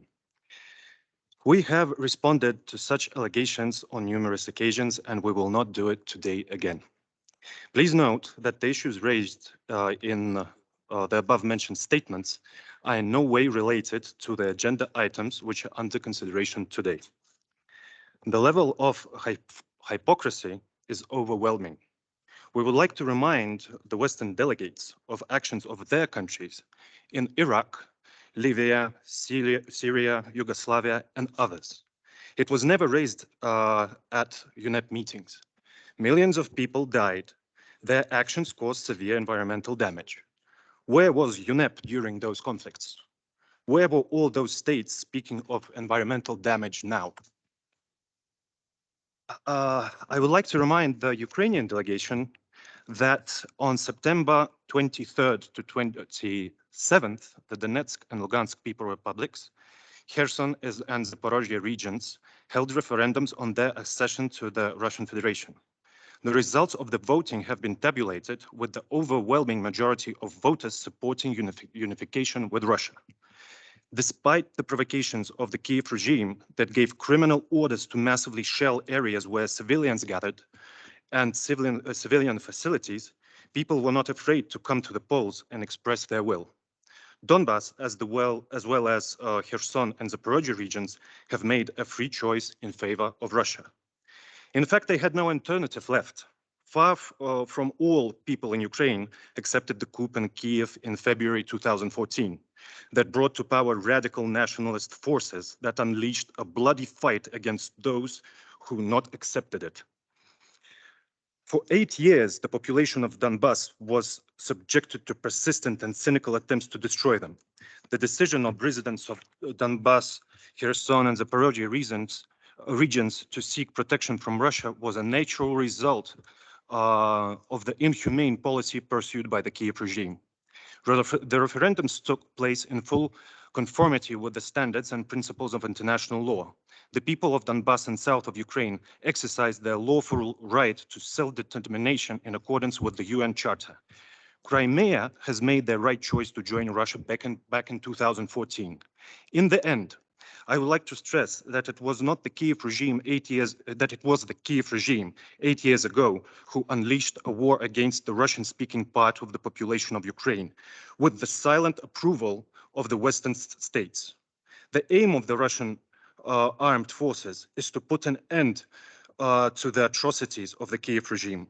Russia has never started wars. We end them, and we will do it this time as well. Thank you. I see Chile followed by Ukraine. Chile, please. Thank you, Mr. Chair, for giving me the floor. Madam Executive Director, representative of the governing bodies, excellencies and colleagues.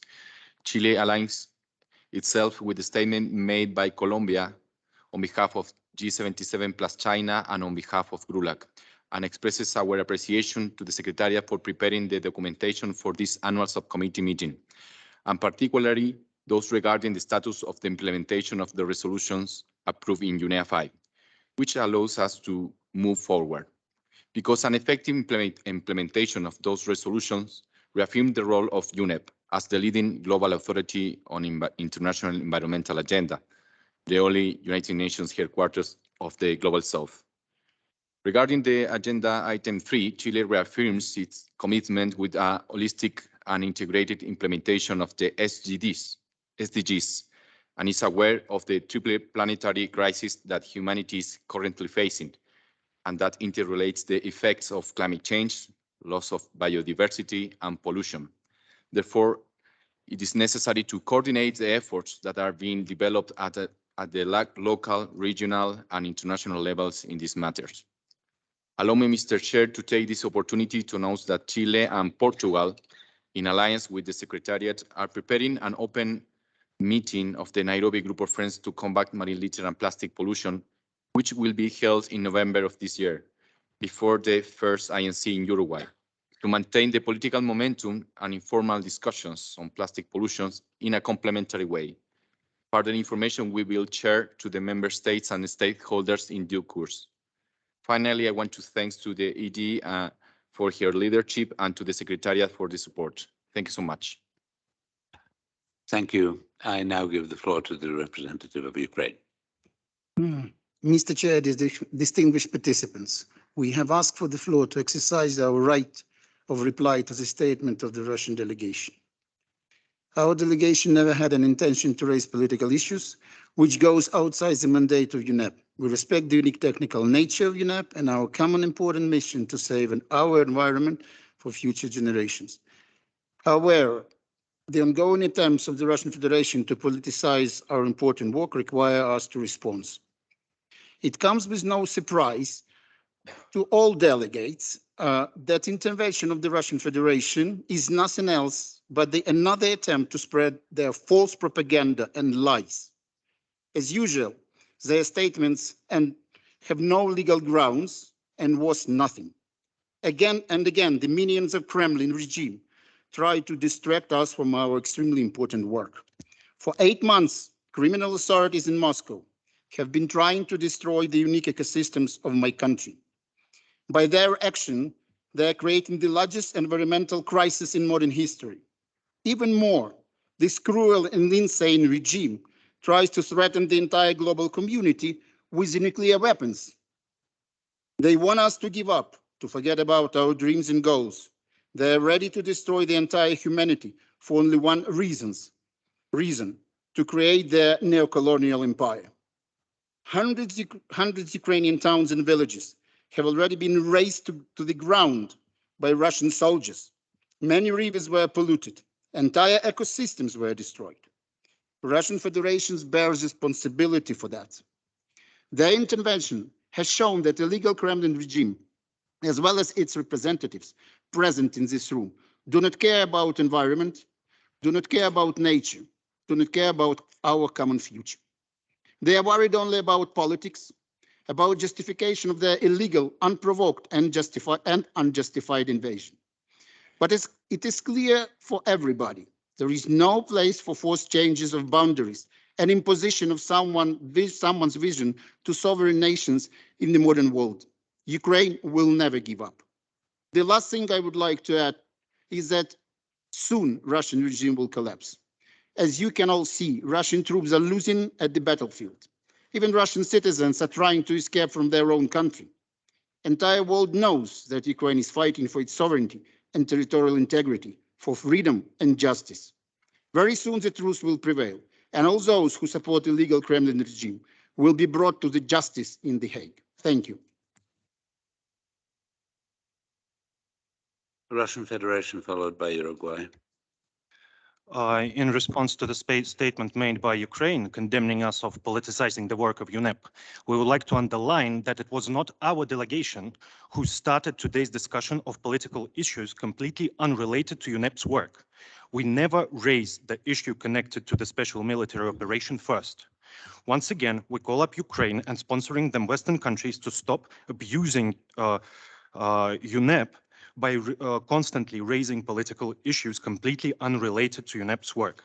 And one more thing, Mr. Chair, we'd like to stress that you didn't stop personal assaults made by the members of the Ukrainian delegation in our address. Thank you. Uruguay, please.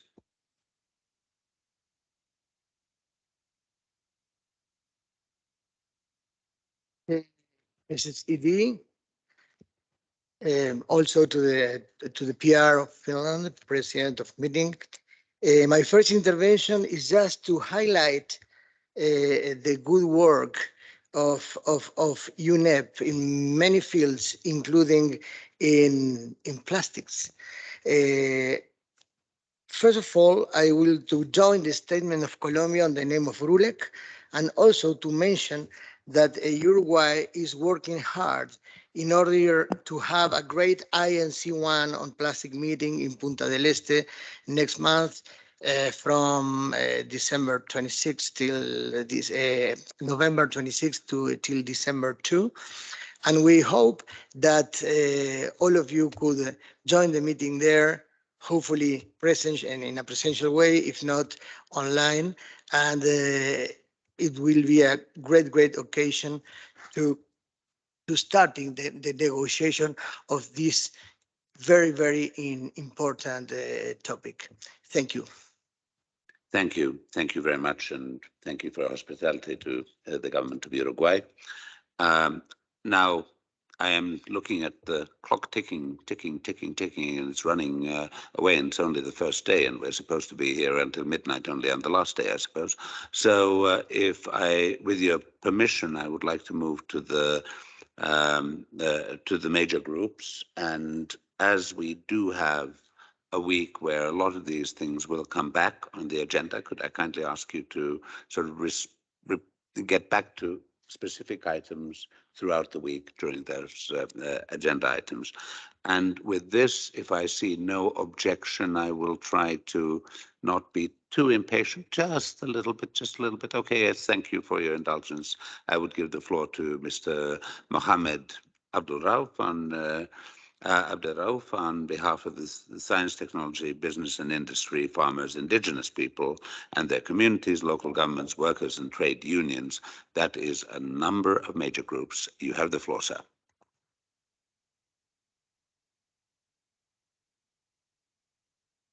Thank you, Mr. Chair, for giving me the floor. Excellencies, distinguished delegates, dear colleagues. Yes, I'm speaking on behalf of 7 major groups. The planetary crisis that we are confronted with does not leave us much time. We need to fully implement resolutions and decisions as much as possible on the ground with solidarity, positive impact, and the principle of leaving no one behind. We appreciate and welcome progress made in implementation of various UNIA 5 resolutions and look forward to a continuous effective engagement of major groups and stakeholders in various ongoing processes. With reference to IMC Plastic Treaty, the Open-Ended Working Group, Science Policy Panel, Chemicals, Waste and Prevention of Pollution, we encourage member states to maintain the spirit of cooperation in the proposed intergovernmental negotiation and allocate enough funds to allow effective major groups engagement in these 2 processes. We also welcome the progress and the outcome of GEO7 inaugural meeting that was concluded last week. We as major groups are very thankful for JO7 Secretariat for effective engagement of major groups and look forward to a similar engagement with various UNIA processes. With regard to UNIA 6 theme, we would like to propose the following option for your kind consideration. Circularity, a pathway for future towards healthy economies, societies, and the planet. We believe this is a crucial topic that can shift our system, bring innovative ideas, and facilitate cooperation and technology transfer. As we are happy that COP27 will be held in Africa, hosted by Egypt in 2 weeks' time from now, we call for a substantive and transparent progress in defining an ambitious goal for climate finance, acknowledging developing countries' special needs, circumstances, recognizes the reality of loss and damage, and prioritizing locally led adaptation. Finally, in preparing for UNIA 6, we as major group and stakeholders are ready to engage with you through an open, transparent, and participatory process. Thank you, Mr. Chair. Thank you. Thank you very much. I would now give it to the NGO major group and Jatungwe Azeaka. Please, you have the floor. Thank you. Monsieur le Président, Excellences, chers délégués.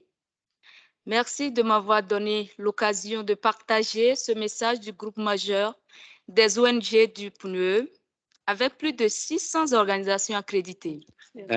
Excuse me, the proceedings unfortunately will have to be in English because there is no interpretation in this room. I beg your pardon on that. Thank you. Okay. So we have to go to English version. Okay, thank you. Just 1 minute, please. Give me that one. Yes. Yeah, my next speaker can proceed. I'll come back. Mr. Chair. Okay, thank you. So I would then give the floor to Fraser Yehenis of the Women's Major Group. Thank you.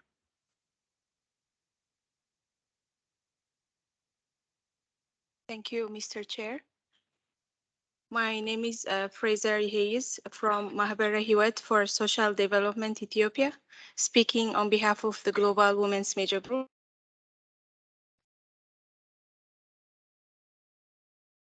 In terms of adopting significant resolutions, we feel as stakeholders, we need to support this progress through constructive engagements in technical as well as required aspects that are of our capacities. As supportive as we are of the decisions made during UNIA 5.2, we are also very much enthusiastic about the implementation and the mechanisms along with how they can be monitored with regards to integrating the resolutions into the national, regional, and global frameworks.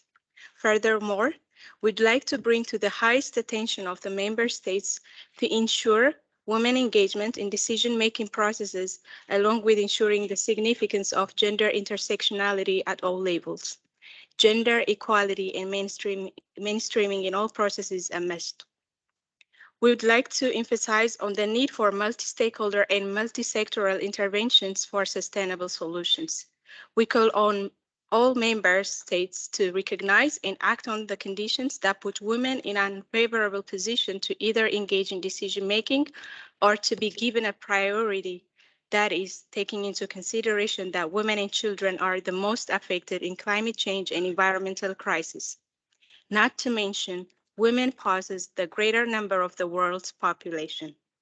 We expect transparency, full and effective inclusion of women to participate in all decision-making processes, including the full inclusion of indigenous local knowledge. We believe actions and decisions should be taken to be gender sensitive. Women and young girls remain ready to continue working together for effective actions. I thank you, Chair. Thank you. Thank you very, very much. No, I'm okay. Now you're okay. Please, back to you. Thank you, Chair. Mr. Chair, dear Excellencies, colleagues, thank you for opportunity to share this message from the NGO Major Group in UNEP. with more than 600 accredited organizations. My name is Jatugwe Aziaka from Welfare Togo, co-facilitator of NGO Major Group at UNEP. 2022 has so far been an important year for the environment and UNEP. After too many video conferences, we were finally able to meet in person in February for UNEA 5.2, making important decisions. This week, we are meeting to discuss the follow-up of those decisions. And at the same time, our colleagues in the NGO Major Group are heavily involved in following up on the decision from UNEA 5.2, providing expert advice and key perspectives. On financial outlook and funding challenges, we strongly call to strengthen UNEP authority and autonomy within UN system. Its funding base, including transparency on cooperative funding and earmarking. We are also in the INC meeting on the Global Plastic Treaty, pushing for high ambitions, sufficient implementation, and an inclusive process. In the open-ended working group on the science policy panel on chemicals to ensure a strong and focused mandate. But we are not only in the big meeting rooms. Every single day, NGOs and activists are contributing to the implementation in their activities. And our input is founded in this experience and expertise in the NGOs. We look forward to fruitful discussions in the coming days. Thank you. Happy UN Day. Thank you. Thank you very, very much. So we come to the end of our list of speakers on this agenda item. I'm looking at Radhika to see that if I need an extra pair of eyes. No, I don't need an extra pair of eyes. So obviously mine are okay. You may now expect a lot of replies from the Secretariat, and I will have to disappoint you a little bit on that because there are a number of comments which have been provided pertaining to the agenda items for consideration this week. And for the sake of good housekeeping, my recommendation and decision is that these comments will be addressed by the UNEP under the relevant agenda items, because if we address them here, so then we actually go through the week in one go and then we try to do it again. So thank you for your understanding on this. I would now give the opportunity to the Secretariat to elaborate briefly, I said, on the organization of the work for the entire week based on the annotated agenda and the meeting structure available on the meeting portal. Radhika, I take it, yes, I'm looking at the ED as well. So Ms. Radhika Archalik, Secretary of the Governing Bodies, you have the floor. Radhika, please. Thank you, Mr. Chair. So for delegates' information, a revised structure has been made available this morning on the meeting portal. There were a few changes. I will briefly go over the structure. So this morning, the committee will consider agenda item 3, UNEP in the context of reform of the UN and the 2030 Agenda for Sustainable Development. This afternoon, the committee will consider agenda item 4, implementation of the Program of Work and Budget 2022-2023. And there will be presentations by regional officers for Europe, Latin America, and the Caribbean and North America, followed by dialogue after each presentation. Tomorrow morning, Tuesday, the item 4 will continue with presentations by the regional officers for Africa, Asia and the Pacific, and West Asia. There has been a slight switch in the order of presentations. So the African presentation by Africa Regional Office will go first, then Asia and the Pacific, followed by West Asia. Tuesday afternoon, the committee will consider agenda item 5, implementation of the outcomes of UNEA in the context of the program of work, followed by agenda item 6A, organizational approach to the delivery of the MTS 2022-2025 and program of work. Wednesday morning, the committee will consider agenda item 6B, operational efficiency and effectiveness, followed by agenda item 6C, presentation from the Evaluation Office and responses by UNEP. Wednesday afternoon, the committee will consider agenda item 7, financial outlook and funding challenges for UNEP. Thursday morning is devoted to item 8A and 8B, looking at the status of the implementation of the outcomes of the consensual process for review by the CPR. Thursday afternoon is devoted to the consultation on the theme for UNEA 6 with the participation of the president of UNEA. And Friday morning, the meeting will start at 11 a.m. Friday morning is devoted for consideration of any agenda item that might require additional time, as well as consideration of the draft chair's summary. Friday afternoon, consideration of the chair's summary will continue, as well as other matters and closing of the meeting. Just as a reminder, for each item, after presentation, there will be sufficient time for Q&A. If we cannot finish consideration of any item, it can continue on Friday morning. And there are also side events planned for lunchtime. The schedule for side events have been shared. Monday, Tuesday, Wednesday, and Friday lunchtime side events, as well as there will be a side event on the morning of Friday from 10 to 11 a.m. Thank you, Mr. Chair. Thank you. Thank you very much, Radhika. So we conclude agenda item 2, and we move to, and we conclude agenda item 1, actually, because we did 2 somewhere in between. Sorry, my mathematics gets a bit confused sometimes. And we move to agenda item 3, and my watch tells me that we have 42 minutes for that, give or take a bit. And the agenda item 3 is UNEP in the context of the UN reform and the 2030 Agenda for Sustainable Development. Without further ado, let me give the floor to Mr. Tim Kasten, Director of the Policy and Program Division, followed by Ms. Sonia Layton-Kone, Acting Deputy Executive Director and Director of the Corporate Services Division, to introduce this agenda item. I'll then open the floor for an interactive discussion. So, Secretariat, Tim, yeah, good. The floor is yours.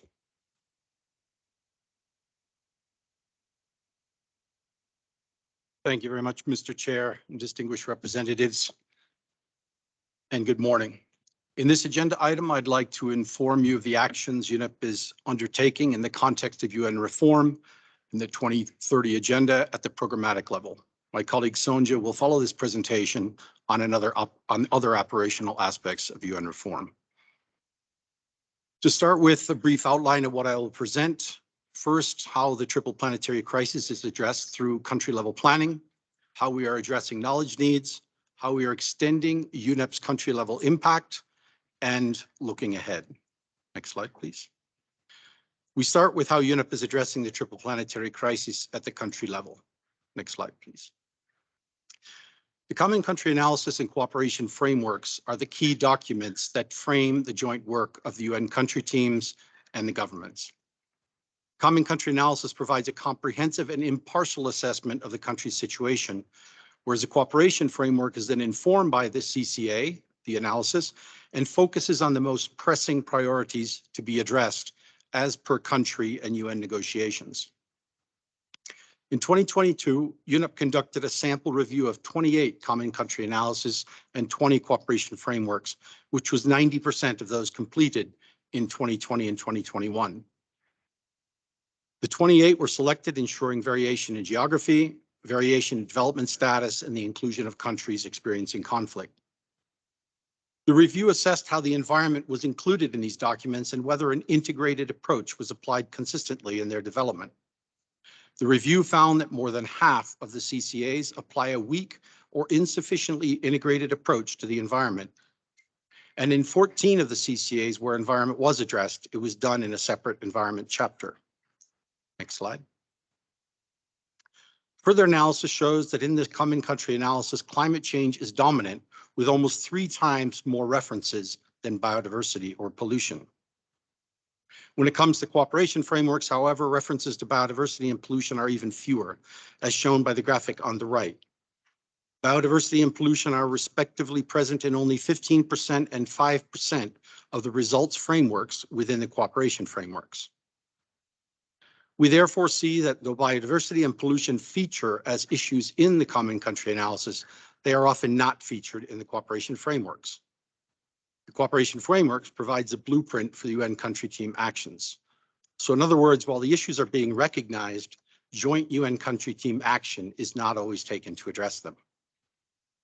This drop in the environment coverage as we move from the analysis to the frameworks is likely an indicator that climate is better mainstreamed across the UN system and not only seen as an environmental issue alone, which is positive, but also that other aspects of the environment are not sufficiently mainstreamed into economic and social development issues, and therefore perhaps not seen as critically important. Next slide. The UNEP review also found that actions to deliver on MEAs are largely absent from cooperation frameworks, something we will be following up more on closely to increase the knowledge of these among resident coordinators and UN country teams. Next slide. The Quadrennial Comprehensive Policy Review, or QCPR, is a mechanism used to assess the effectiveness, efficiency, coherence, and impact of UN operational activities for development. A review of the QCPR 2021 data on environment was also conducted to assess the implications of the results on environment and climate. Main results include that expenditures on SDGs highlights the low expenditure on environmental SDGs, in particular SDGs 12, 14, and 15. It also indicates the opportunity that mainstreaming into high expenditure SDGs, for example, zero hunger, and 3 on good health and well-being may offer.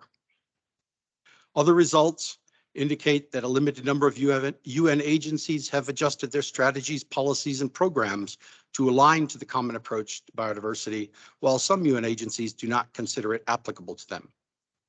Overall, UN agencies are increasingly mainstreaming environmental protection into their programs, though on an ad hoc basis. Bottom line, there's limited coherence in the way environmental considerations are incorporated into all areas of policy and programming. Next slide. In March 2021, the UN Development Coordination Office, UNEP, and UNDP gathered the United Nations resident coordinators to provide a deep dive into the triple planetary crisis. Over 20 UN entities and interagency mechanisms involving over 100 UN staff were involved in its preparation, execution, and follow-up. The purpose was to assess the multidimensional impact of the nature climate pollution crisis and identify tools and mechanisms that UN country teams can use to support a multidisciplinary approach to tackling the challenges at the country level. A UN university report that supported this work identified challenges and made recommendations that included establishing a specialist triple planetary crisis response team, developing country-specific solutions sensitive to political and economic realities, investing in the business case for the triple planetary crises, and consolidating data for multi-level environmental governance, amongst others. Next slide. These and other recommendations and input have assisted UNEP and our partners, such as UNDP, to guide our support and better respond to the country's needs through a number of initiatives. So how are we meeting the knowledge needs to mainstream the environment? Next slide. Data and its proper analysis are critical to ensure coverage of the environmental dimension in country actions to implement SDGs. To support the CCA process, UNEP is focusing on the World Environment Situation Room and the Science Policy Interface and strengthening spotlight publications and strategic foresight. The World Environment Situation Room is a key resource that has already supported over 80 countries and is under expansion to enhance the delivery of environmental data and analysis to these UN country teams and more. The Science Policy Interface has formed the backbone of UNEP's work for the past 50 years. The science is clear, policy uptake is not. We are working to develop a new science policy interface strategy for UNEP that embraces digital transformation, to be solutions oriented, to engage with different decision makers and more diverse range of stakeholders, including women and the private sector, and the increased use of horizon scanning and strategic foresight, as well as the application of behavioral science. Next slide.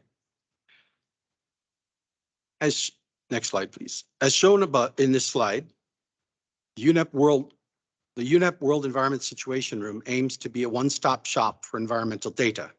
However, we are receiving reports that the current setup does not respond adequately to the needs of the resident coordinators and country teams. In response to that, in May this year, UNEP organized a consultative workshop on data to inform UN Common Country Analysis and country teams, to identify options to strengthen and streamline data provision to UN country teams and ensure that the CCAs have environmental science as their foundation. Recommendations included to create standardized and country-tailored data sets, better interoperability, data completeness and analysis, and more UNEP engagement at the country level.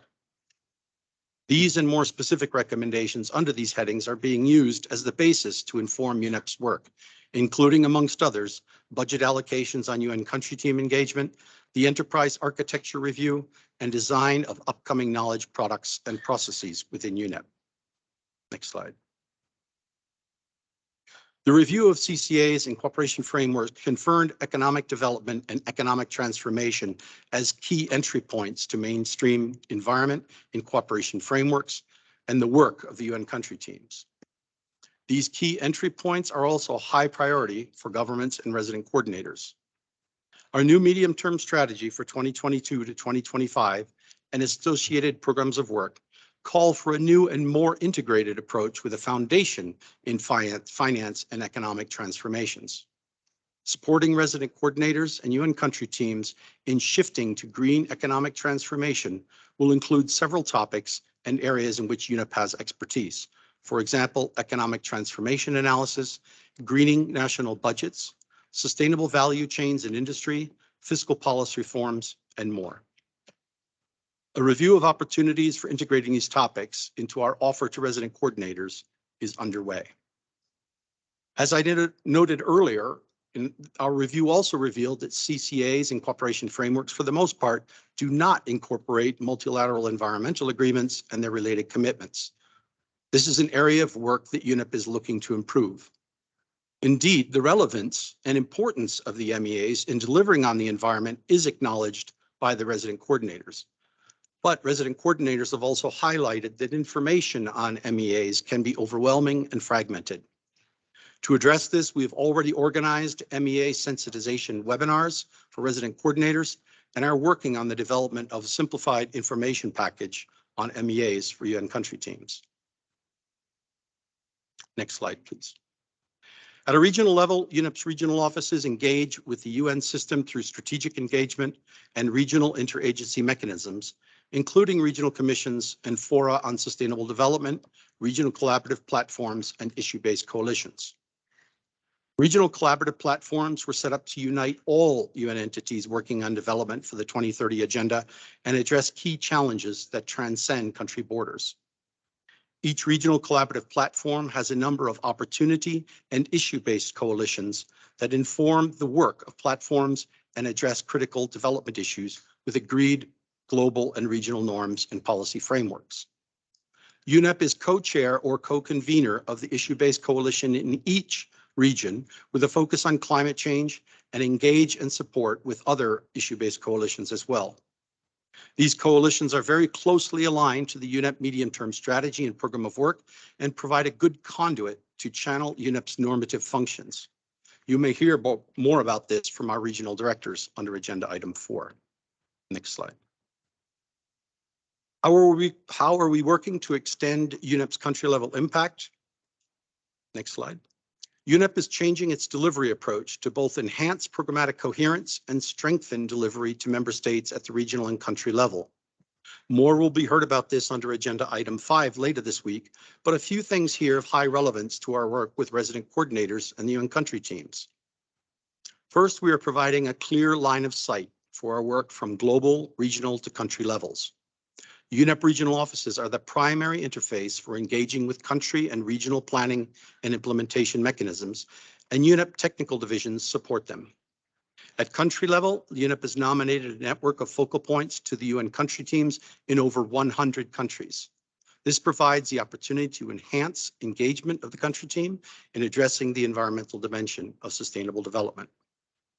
Towards mobilizing UNEP-wide efforts to engage with the resident coordinator system, an advisory group leveraging divisions and regional offices has been created to implement the UN Country Team Engagement Action Plan, collect, organize, and share existing success stories, review existing data, knowledge, and tools, advise on the need for and content of internal training and guidance, and advise on organizational engagements with the UN Sustainable Development Group, resident coordinator system, and on other modalities to upscale UNEP's engagement. Next slide. I hope you had a chance to look at this before this morning's presentation, and I will not go through it all, nor do I expect you to be able to see the detail. The main point is to show the various entry points that are illustrated by the white text boxes that we have to mainstream environment through the UN Country Team programming cycle. Next slide, please. Strengthening, how do we strengthen the contribution of the UN system on the environment? Next slide. Finally, I wish to inform you of the work we are doing with partners at the global level to increase support to the resident coordinators and UN country teams to tackle the triple planetary crisis. First, the UN Sustainable Development Group has tasked UNEP and UNDP, supported by the Development Cooperation Office, to develop a UN system-wide response tailored to the needs of RCs and UN country teams, including to identify joint opportunities to strengthen how the triple planetary crisis is addressed, strengthen awareness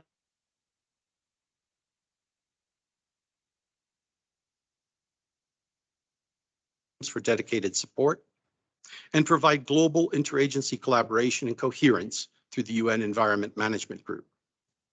Secondly, to develop and operationalize UN-wide strategies on environment across the UN system, including the UN Common Approach to Biodiversity endorsed by the Chief Executives Board, a strategy for sustainable management in the UN system, and strengthening impact-oriented partnerships with UN entities in critical investment areas to leapfrog on key SDGs.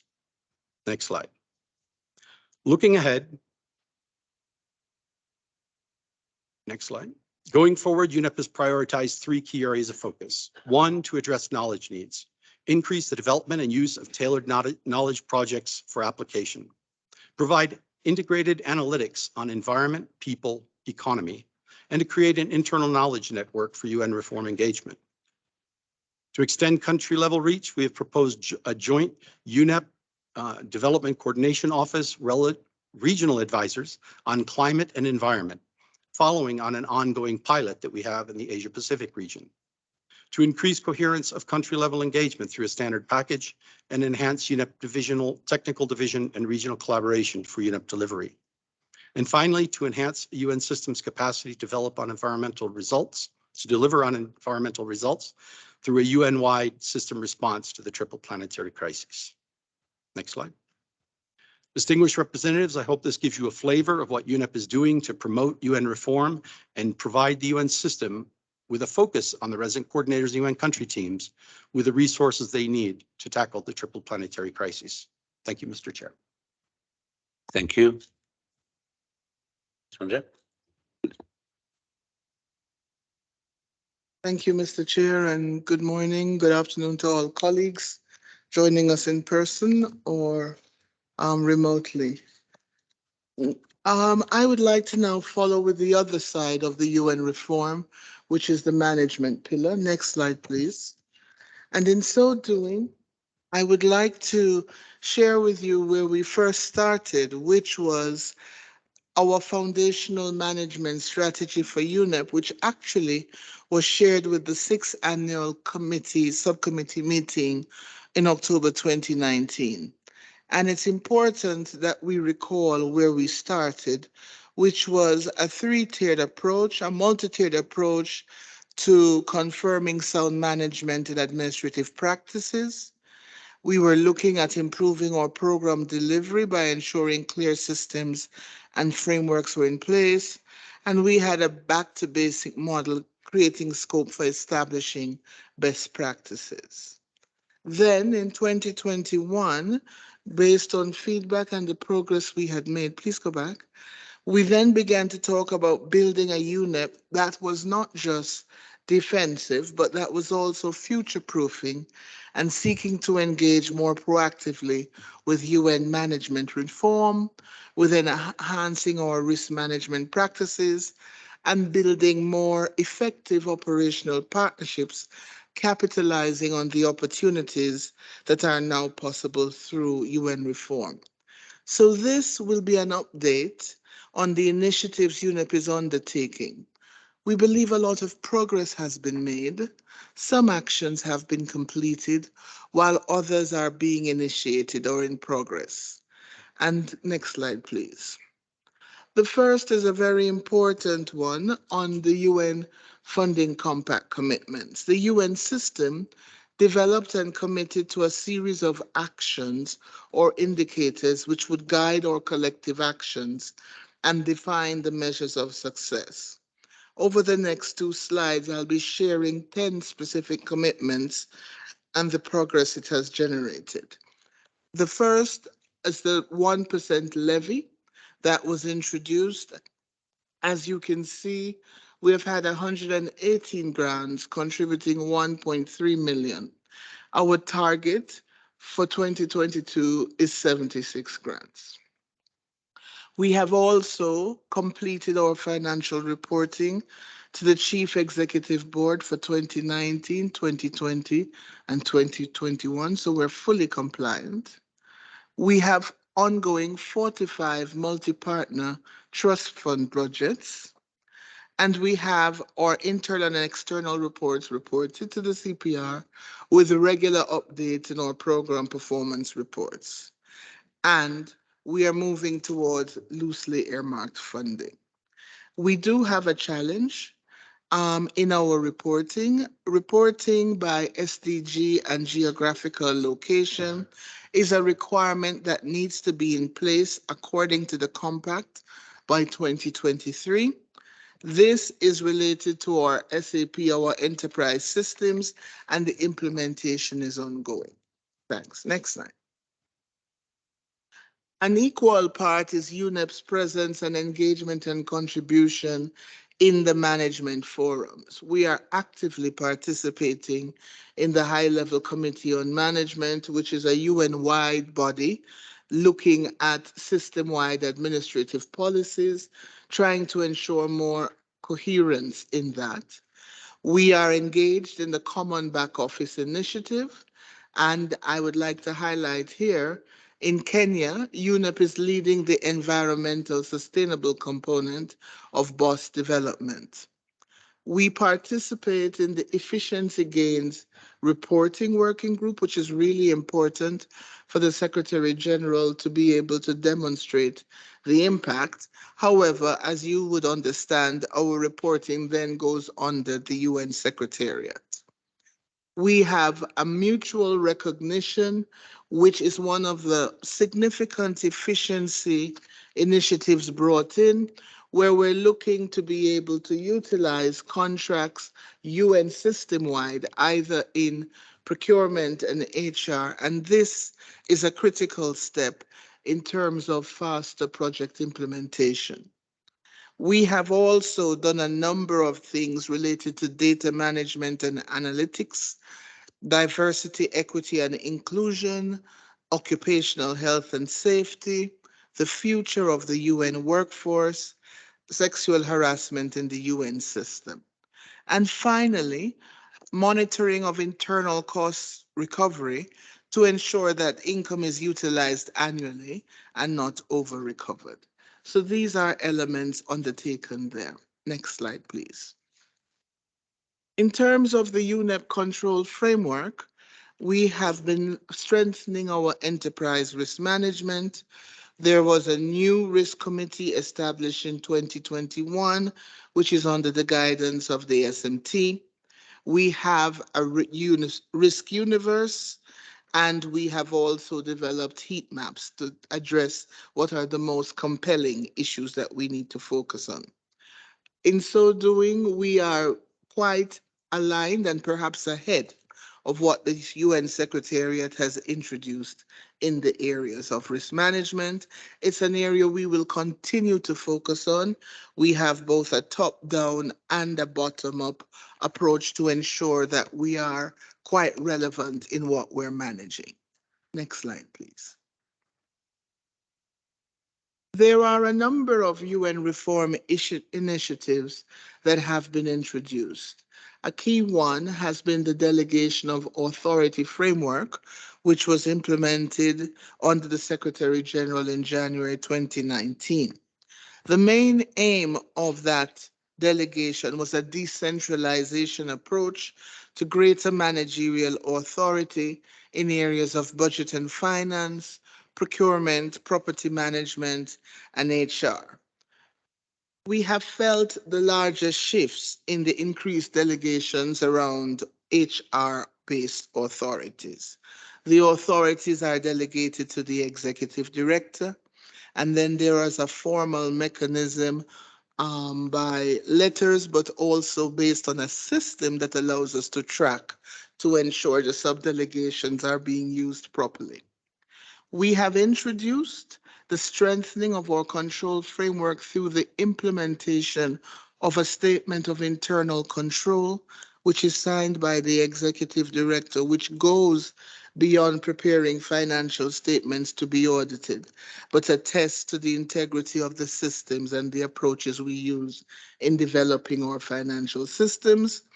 And very important, but very challenging for a small agency like ourselves, UNEP is participating in 10 formal task force under the UN management reform, but there are challenges in making sure we can be everywhere we need to be given our size. Next slide. And in terms of what do we believe we have achieved, how has this been working? We believe UNEP has been more agile and efficient in a number of our procedures by taking advantage of the increased delegation. A lot more is managed by the ED directly. We're also looking at how this aligns with accountability in terms of our internal controls and risk management. We are looking at our capacities to undertake delegation in terms of we need to ensure that those who are delegated understand the responsibilities around that, and that these actions then ultimately support the implementation of the program of work and the use of our resources. Thank you. It's important to note that when we do find that we do not believe delegations have been used as they should have, we do have the option to revoke them. Next. So I think I mentioned before the strengthening of our internal control framework, which has a 5-component. We look at our plans, our document controls. We look at the statement of internal control, and we're looking at how do we look at facilities and logistics? How are we managing procurement? What are the systems we have for human resources, for information technology, and finance and budget? Based on our 2021 exercise, UNEP's maturity level was assessed as strong or adequate in most areas. However, there are 2 areas that require further attention. The first is facilities management. We will be looking at making sure that all the leases UNEP has across the 40 places we are present are managed through what is a model in our enterprise system. This is ongoing, and we expect it to be completed by the end of 2022. And in terms of logistics execution, even though this is not something we do quite a lot of, we're going to look at ensuring that we have stronger system for receipts of goods and transfers of ownership to the United Nations. And this is also something we're expecting to see an improvement on by the end of this year. Next slide, please. These are a list of the task forces that we have. The business innovation groups is one I think is very popular and well known, as well as the business operations strategy. Of course, we're in the fiduciary management monitoring group, which is really critical as it governs the legal frameworks that we then use to engage in our partnerships. The funding compact, which all of us have signed into as part of the reform. We are drawing data from UN Systems Cubes. There are virtual efficiency reporting. And one of an important things is that we are part of the UNRC assessment and nomination processes. This was introduced recently, as well as the RCs can give feedback into the performance of our country focal points. So this is very important and shows that we are indeed becoming much closer aligned to what is happening at the country level. Next slide, please.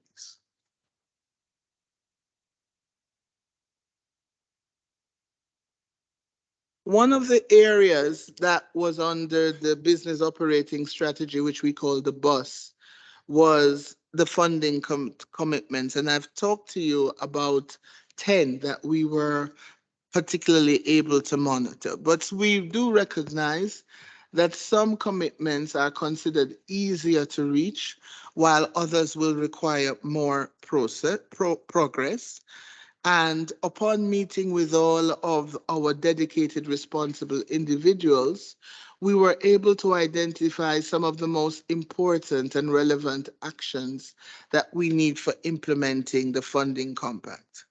So in terms of the SG's goals, for instance, on operational consolidation, UNEP did look at consolidation, and one of them has been that we try to ensure that our regional offices are co-located to the extent we can with commissions, with economic commissions. So a most recent example of that is our West Asia office, which is based in Lebanon. We participate also in country-specific teams that have approved business operations strategies, such as Brazil. And in Bangkok, UNEP has started to develop guidance in the context of the BOS process to ensure environmental sustainability. There are other opportunities. Training of UNEP country office focal points on UN platforms has been useful. We are actively engaged with New York. Actually, we just held one of its first kinds of trainings on the deployment of Umoja's monitoring reporting system that will better help us to ensure compliance with funding compact requirements, such as linking expenditures to joint activities, countries, and the SDGs. And finalize and clarify UNEP's delivery model, look at our strategic regional presence and the associated roles and responsibilities of UNEP project managers and UN country team. So in short, these are some of the areas that we have been working on. And finally, if I may, I would like to just highlight the Nairobi Sustainability Clinic. We're leading UNEP's efforts on corporate environmental management and take an active part in UN interagency discussions on this. And in a very recent informal session we had on the 12th of October, we had a more detailed presentation on this subject, and we are looking to be even more actively engaged. Our newly developed environmental risk management framework will allow for a systematic identification of credible environmental hazards, analysis of the likelihood of occurrence and severity of the potential consequences, and management of the risks. So thank you. And with that, I conclude, Mr. Chair. Thank you. Thank you very much. Now, I am fully aware that we are 10 minutes to 1. There are a couple of ways of doing this. One is that we start taking requests for the floor and then decide whether we'll go on to, say, 1:15 and conclude, or if I see a large amount of requests for the floor, then we may have to come back to the discussion in the beginning of the afternoon. Let me also note that we will be talking about the program of work and the budget in the afternoon. And I think that a lot of these things here, in terms of reform of the United Nations and the mainstreaming of the 2030 agenda and so on, will be sort of tangented in that discussion as well. So I'm looking a little bit on how to proceed here. But let me ask, how are we? Norway, I see one request for the floor, but let me get a bit of an indication on how many we would have. Norway, Switzerland, Brazil, South Sudan, European Union, Tanzania, Netherlands, Malawi. That's how many speakers? 7 speakers, 8. We have 8 speakers asking for the floor. So what I do recommend is that we take those 8 questions, then we adjourn to lunch, and you will answer those. We'll start answering them after lunch. That would be probably the sort of best way forward at this moment. So let me first give the floor to the European Union as a regional group. Thank you. Thank you, Chair, and I thank Secretariat, both Tim and Sonja, for very good and informative presentations. So the EU and its member states, of course, do appreciate very well the analysis done by UNEP on mainstreaming environment into the common country analysis, as well as in the cooperation frameworks. It shows where we are, and it does show that there is a lot of room for improvement. We could see from the presentation that environment is still weakly mainstreamed in national strategic planning, as well as action implementation plans, in particular as it regards biodiversity and pollution. It's also concerning to see that environmental considerations are inadequately mainstreamed in human rights and peace and security areas as well. The EU would expect the UNEP to strengthen its work to implement MTS paragraphs 38, 40, and 41. It is crucial to do more in promoting synergies between climate change, biodiversity, and pollution, including in funding of all of these 3 areas. We also see that implementation of MEAs and various implementation plans are under address in cooperation frameworks, despite increased efforts by UNEP to participate in the UN country teams and the UN resident coordinator system in the past few years. The EU and its member states strongly encourage UNEP to continue these efforts and support member states in making sure that these commitments made at the global level or regional levels are reflected in a concrete action on the ground. We actually welcome the suggested actions to improve the situation through strengthening UNEP's programmatic coherence in the country level activities. And of course, we'll be looking forward to receiving reports on the progress made in this area. Strengthening environmental element in the common country analysis and cooperation frameworks requires involvement of all other UN entities working in the field on sustainable development and development agendas under the leadership of UN resident coordinators. UNEP cannot do that alone, and UNEP does not have resources to do that on its own. In our view, the dialogue, joint approaches, and action among UN entities can be facilitated by interagency groups such as Environmental Management Group and UN Chief Executive Board. Therefore, I would like to hear a bit more on how the EMG and the Executive Director, as the chair of EMG, see possibilities to use this group even more strategically to accelerate mainstreaming of environment across the UN system. For example, how do you see it could be improved the use of EMG products, such as the system-wide strategies on environment? As the QCPR report shows, not all the SDGs are receiving the same funding attention. For example, some SDGs like SDG 16 or SDG 2 are receiving more funding than others.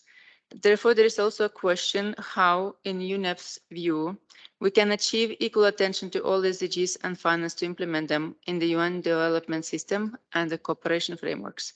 Finally, it would be also interesting to hear how UNEP will be involved in preparation and deliberations of the 2030 SDG Summit. Thank you, Chair. Thank you very much, Norway.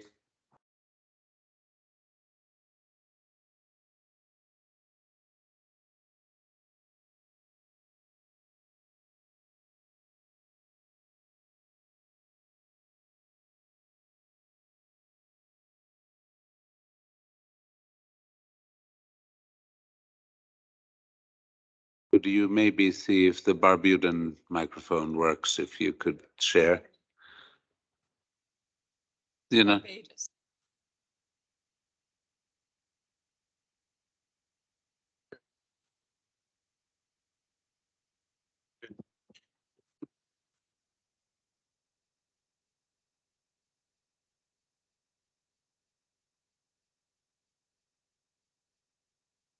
Thank you very much. And my good friend from Barbados assisted me here. Thank you very much. Thank you very much. A very rich presentation, a lot of information, almost a little bit of information overflow in my case, on the challenges of promoting environment in the country's development plans. It would be great if the reforms, and we can see that that's happening, that UNEP to a large extent has been able to contribute to the land teams prioritizing environment at a higher level. But it's also important, we think, that UNEP on its own sake can follow up the reforms in the UN, adopted reforms in the UN development system. We will be interested in learning more about what UNEP thinks about these reforms, and especially the new resident coordinator, if that has made it easier for an organization like UNEP, without too many country offices, to operate on country level. Furthermore, we would like to understand more about the role and not least the capacity the regional offices have in meeting the increased demand on environment and climate-related assistance. We noted that climate is well integrated into the work of the country teams, but also the fact that biodiversity and pollution clearly needs to be strengthened.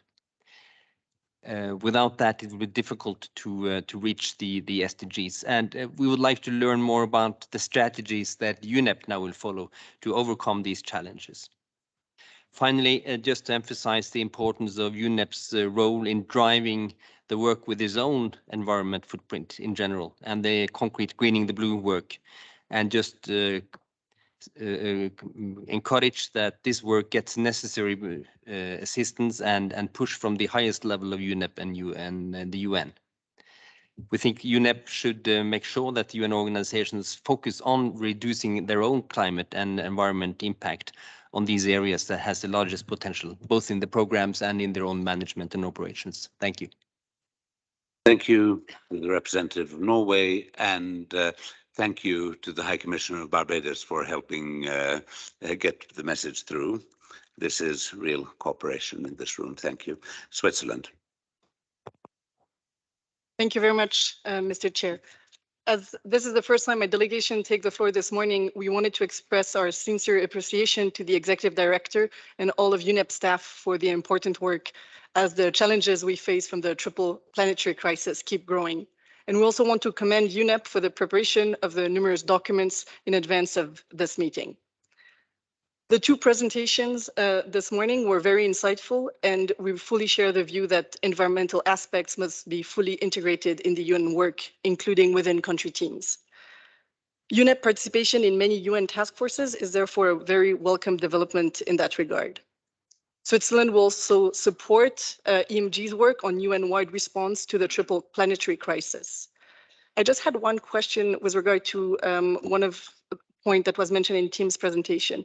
Is the special triple planetary crisis response team has already been established, or is this only a request at this stage? This was not clear to me.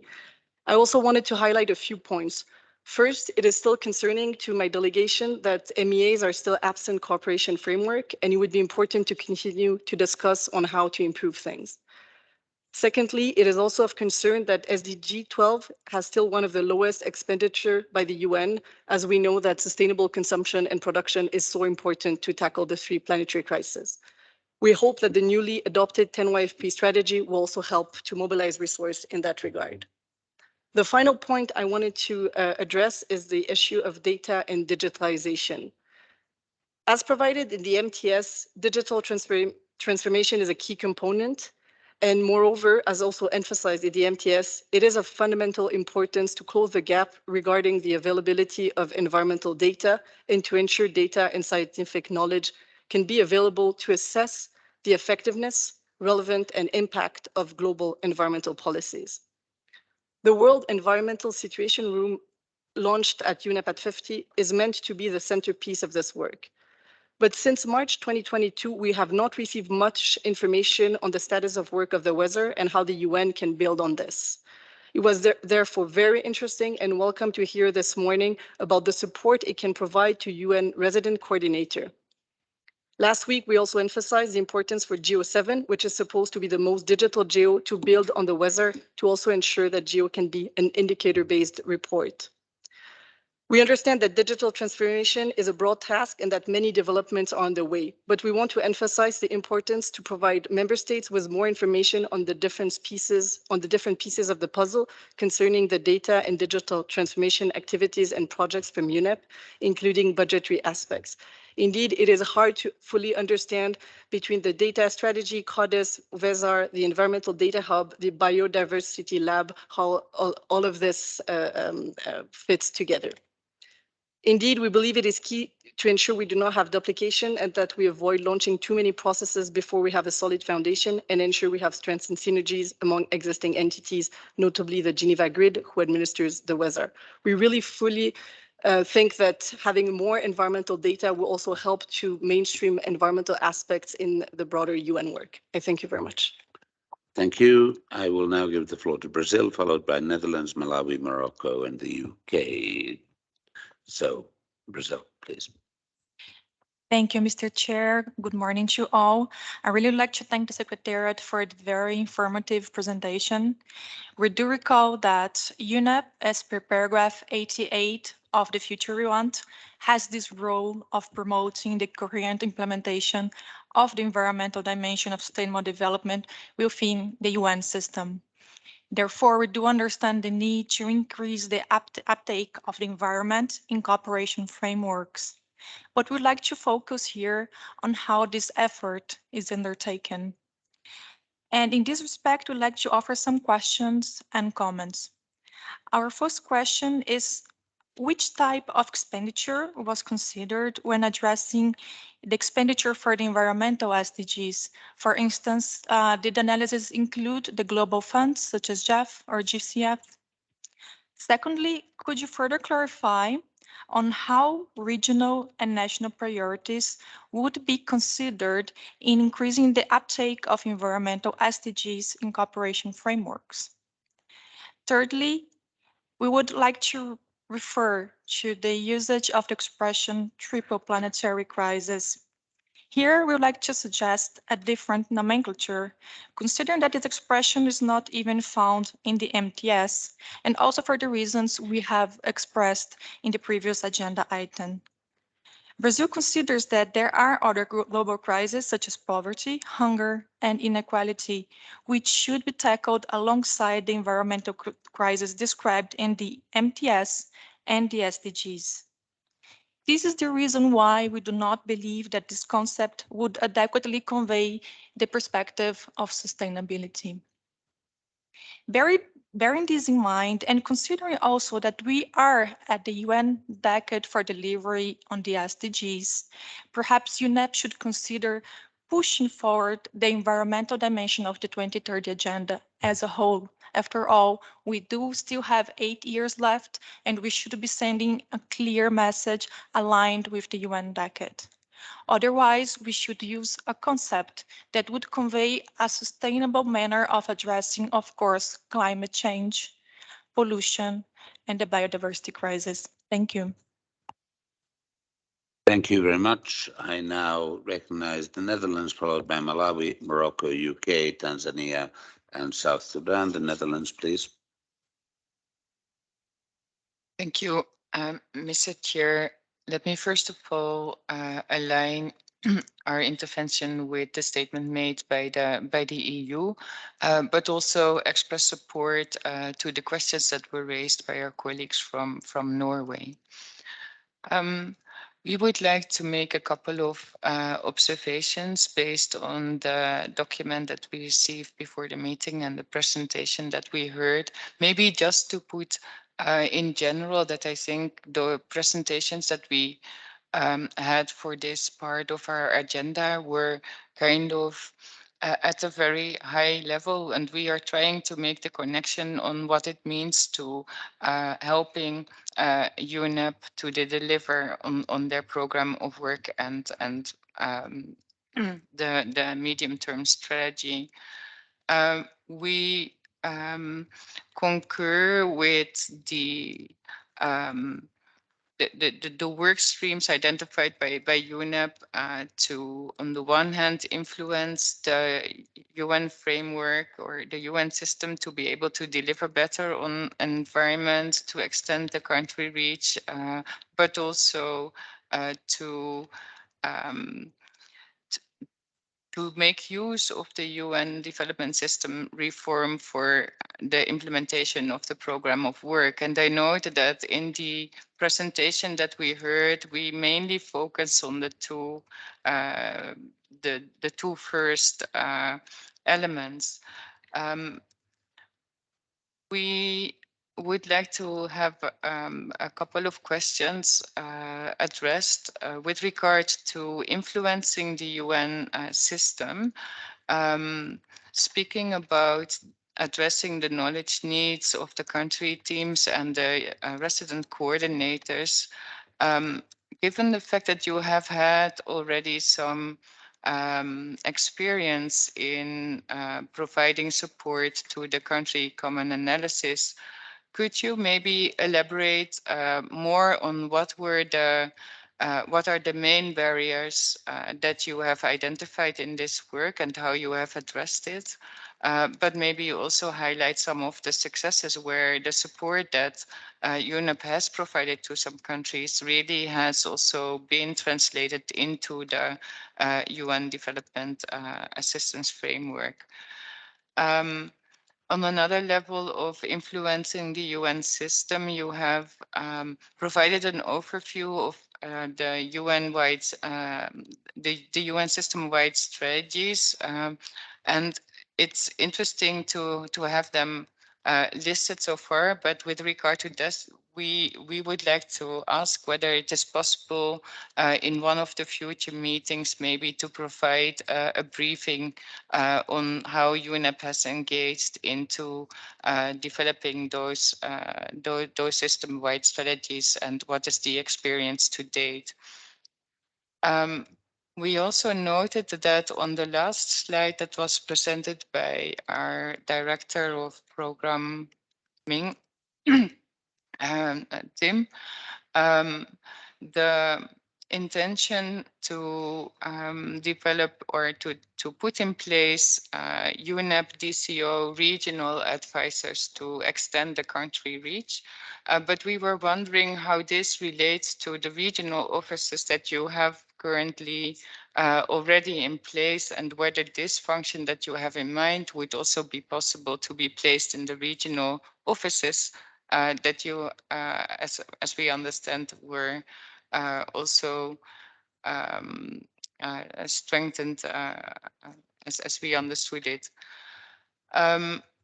With regard to making use of the UN reform for UNEP to deliver, we were wondering whether it is possible to provide an example of those issue-based coalitions that you had identified and indicate what were the main lessons learned and the results, and if there are any plans to be engaged in any new issue-based coalitions. Also to understand whether this is a modality that really helps you to deliver, but also what can be done better and can be learned from the experience to date. Another element that we think is important also for UNEP to deliver, and I think you do have some modalities in place, is the partnership that UNEP has with other agencies, such as with UNDP, WHO, FAO. And we were a bit surprised that they were not mentioned here. And we wonder if there's anything that you can share with us already on how these partnerships have helped you to deliver on the objectives of the program. And then maybe with regard to the UNEP management reform, again, we do note that the level of the presentation was relatively high in terms of abstract. And we were wondering whether it is possible to provide some concrete examples of what the journey so far has delivered in terms of success, but also in terms of outstanding challenges for the organization to be able to deliver. Furthermore, we were wondering what has been learned from the COVID pandemic and to what extent these lessons have been translated into business continuity management framework. And then a last question. You provided this overview of the UN task forces that UNEP is engaged with. Also here, we were wondering what is the basis of the choices for task forces to engage with and which not, and how what are the key takeaways, so to speak, from the work in those task forces that will help UNEP finally to deliver? Thank you. Sorry, quite a list of questions. Thank you. Thank you very much, the Netherlands. As South Sudan has requested the floor on behalf of the African group, I will now allow the South Sudanese, the statement from South Sudan, and after that we will adjourn for lunch because there is the side event, and I am told that we have to keep on schedule for that. We will then commence at 3 with replies by the Secretariat to what has been asked until now, as this was supposed to be interactive, then take the rest of the questions, replies, and then go forward. So to round up the morning session, dear colleague, you have the floor. Thank you, Chair. Thank you once again for giving me the floor on behalf of the African Group. First of all, the group thanks the Executive Director, her team, comprehensive reports, and informative presentation which drew broad pictures of engagement of UNEP with regards to its commitment towards implementations of the SDGs, while finding its way within labyrinth of the UN current United Nations reforms. African Group strongly believes that SDGs remains a valid framework for protecting the planet from the degradations, leading through sustainable consumptions and productions, sustainable managing natural resources, and taking urgent actions on climate change so that it can support the needs of the present and future generations. For the group, the SDGs remains comprehensive, far-reaching, and people-centered sets of universal and transformative goals and targets. Though it's now clear that we could not implement all by 2030's schedule, the group urges the Secretariat to redouble its efforts to achieve the best way can be by then. The group also recalls supports for the Secretary General for the reforms the United Nations since the beginning of its terms in January 2017, which aims at planning the implementation of the UN activities at countries level in support of implementations of 2030 Agenda for Sustainable Development and providing clear and an ambiguous framework for the management and oversights, responsibilities and accountabilities in line with the UN development and resident coordinator system at the global and regional country levels. The African Group takes notes of the steps taken by UNEP to participate in implementation of the reforms and urges the Secretariat to continue improving on overall mainstreaming of the environmental agenda within the UN country cooperation frameworks. The African Group further recalls that communication is an essential component of the success of any reform process.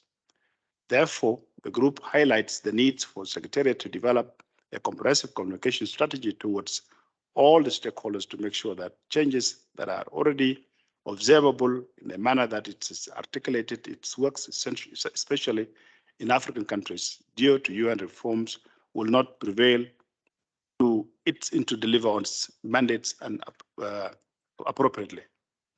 While commending the efforts by the UNEP to improve the overall mainstream of environments in the UN country cooperations framework, Africa Group notes with concern the low engagement of UN system on environmental SDGs, which create a sense of hierarchy and preferences in achieving 2030 agenda, thus constituting an obstacle to full implementation of the environmental dimensions of sustainable development.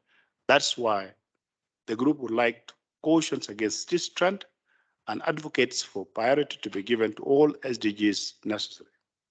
The Africa Group has taken note of revealing imbalance in the climate, diversity, biodiversity, and pollutions in the UN system at the country level, with the biodiversity and pollutions being under-addressed, resulting in a low uptake of actions and cooperation frameworks.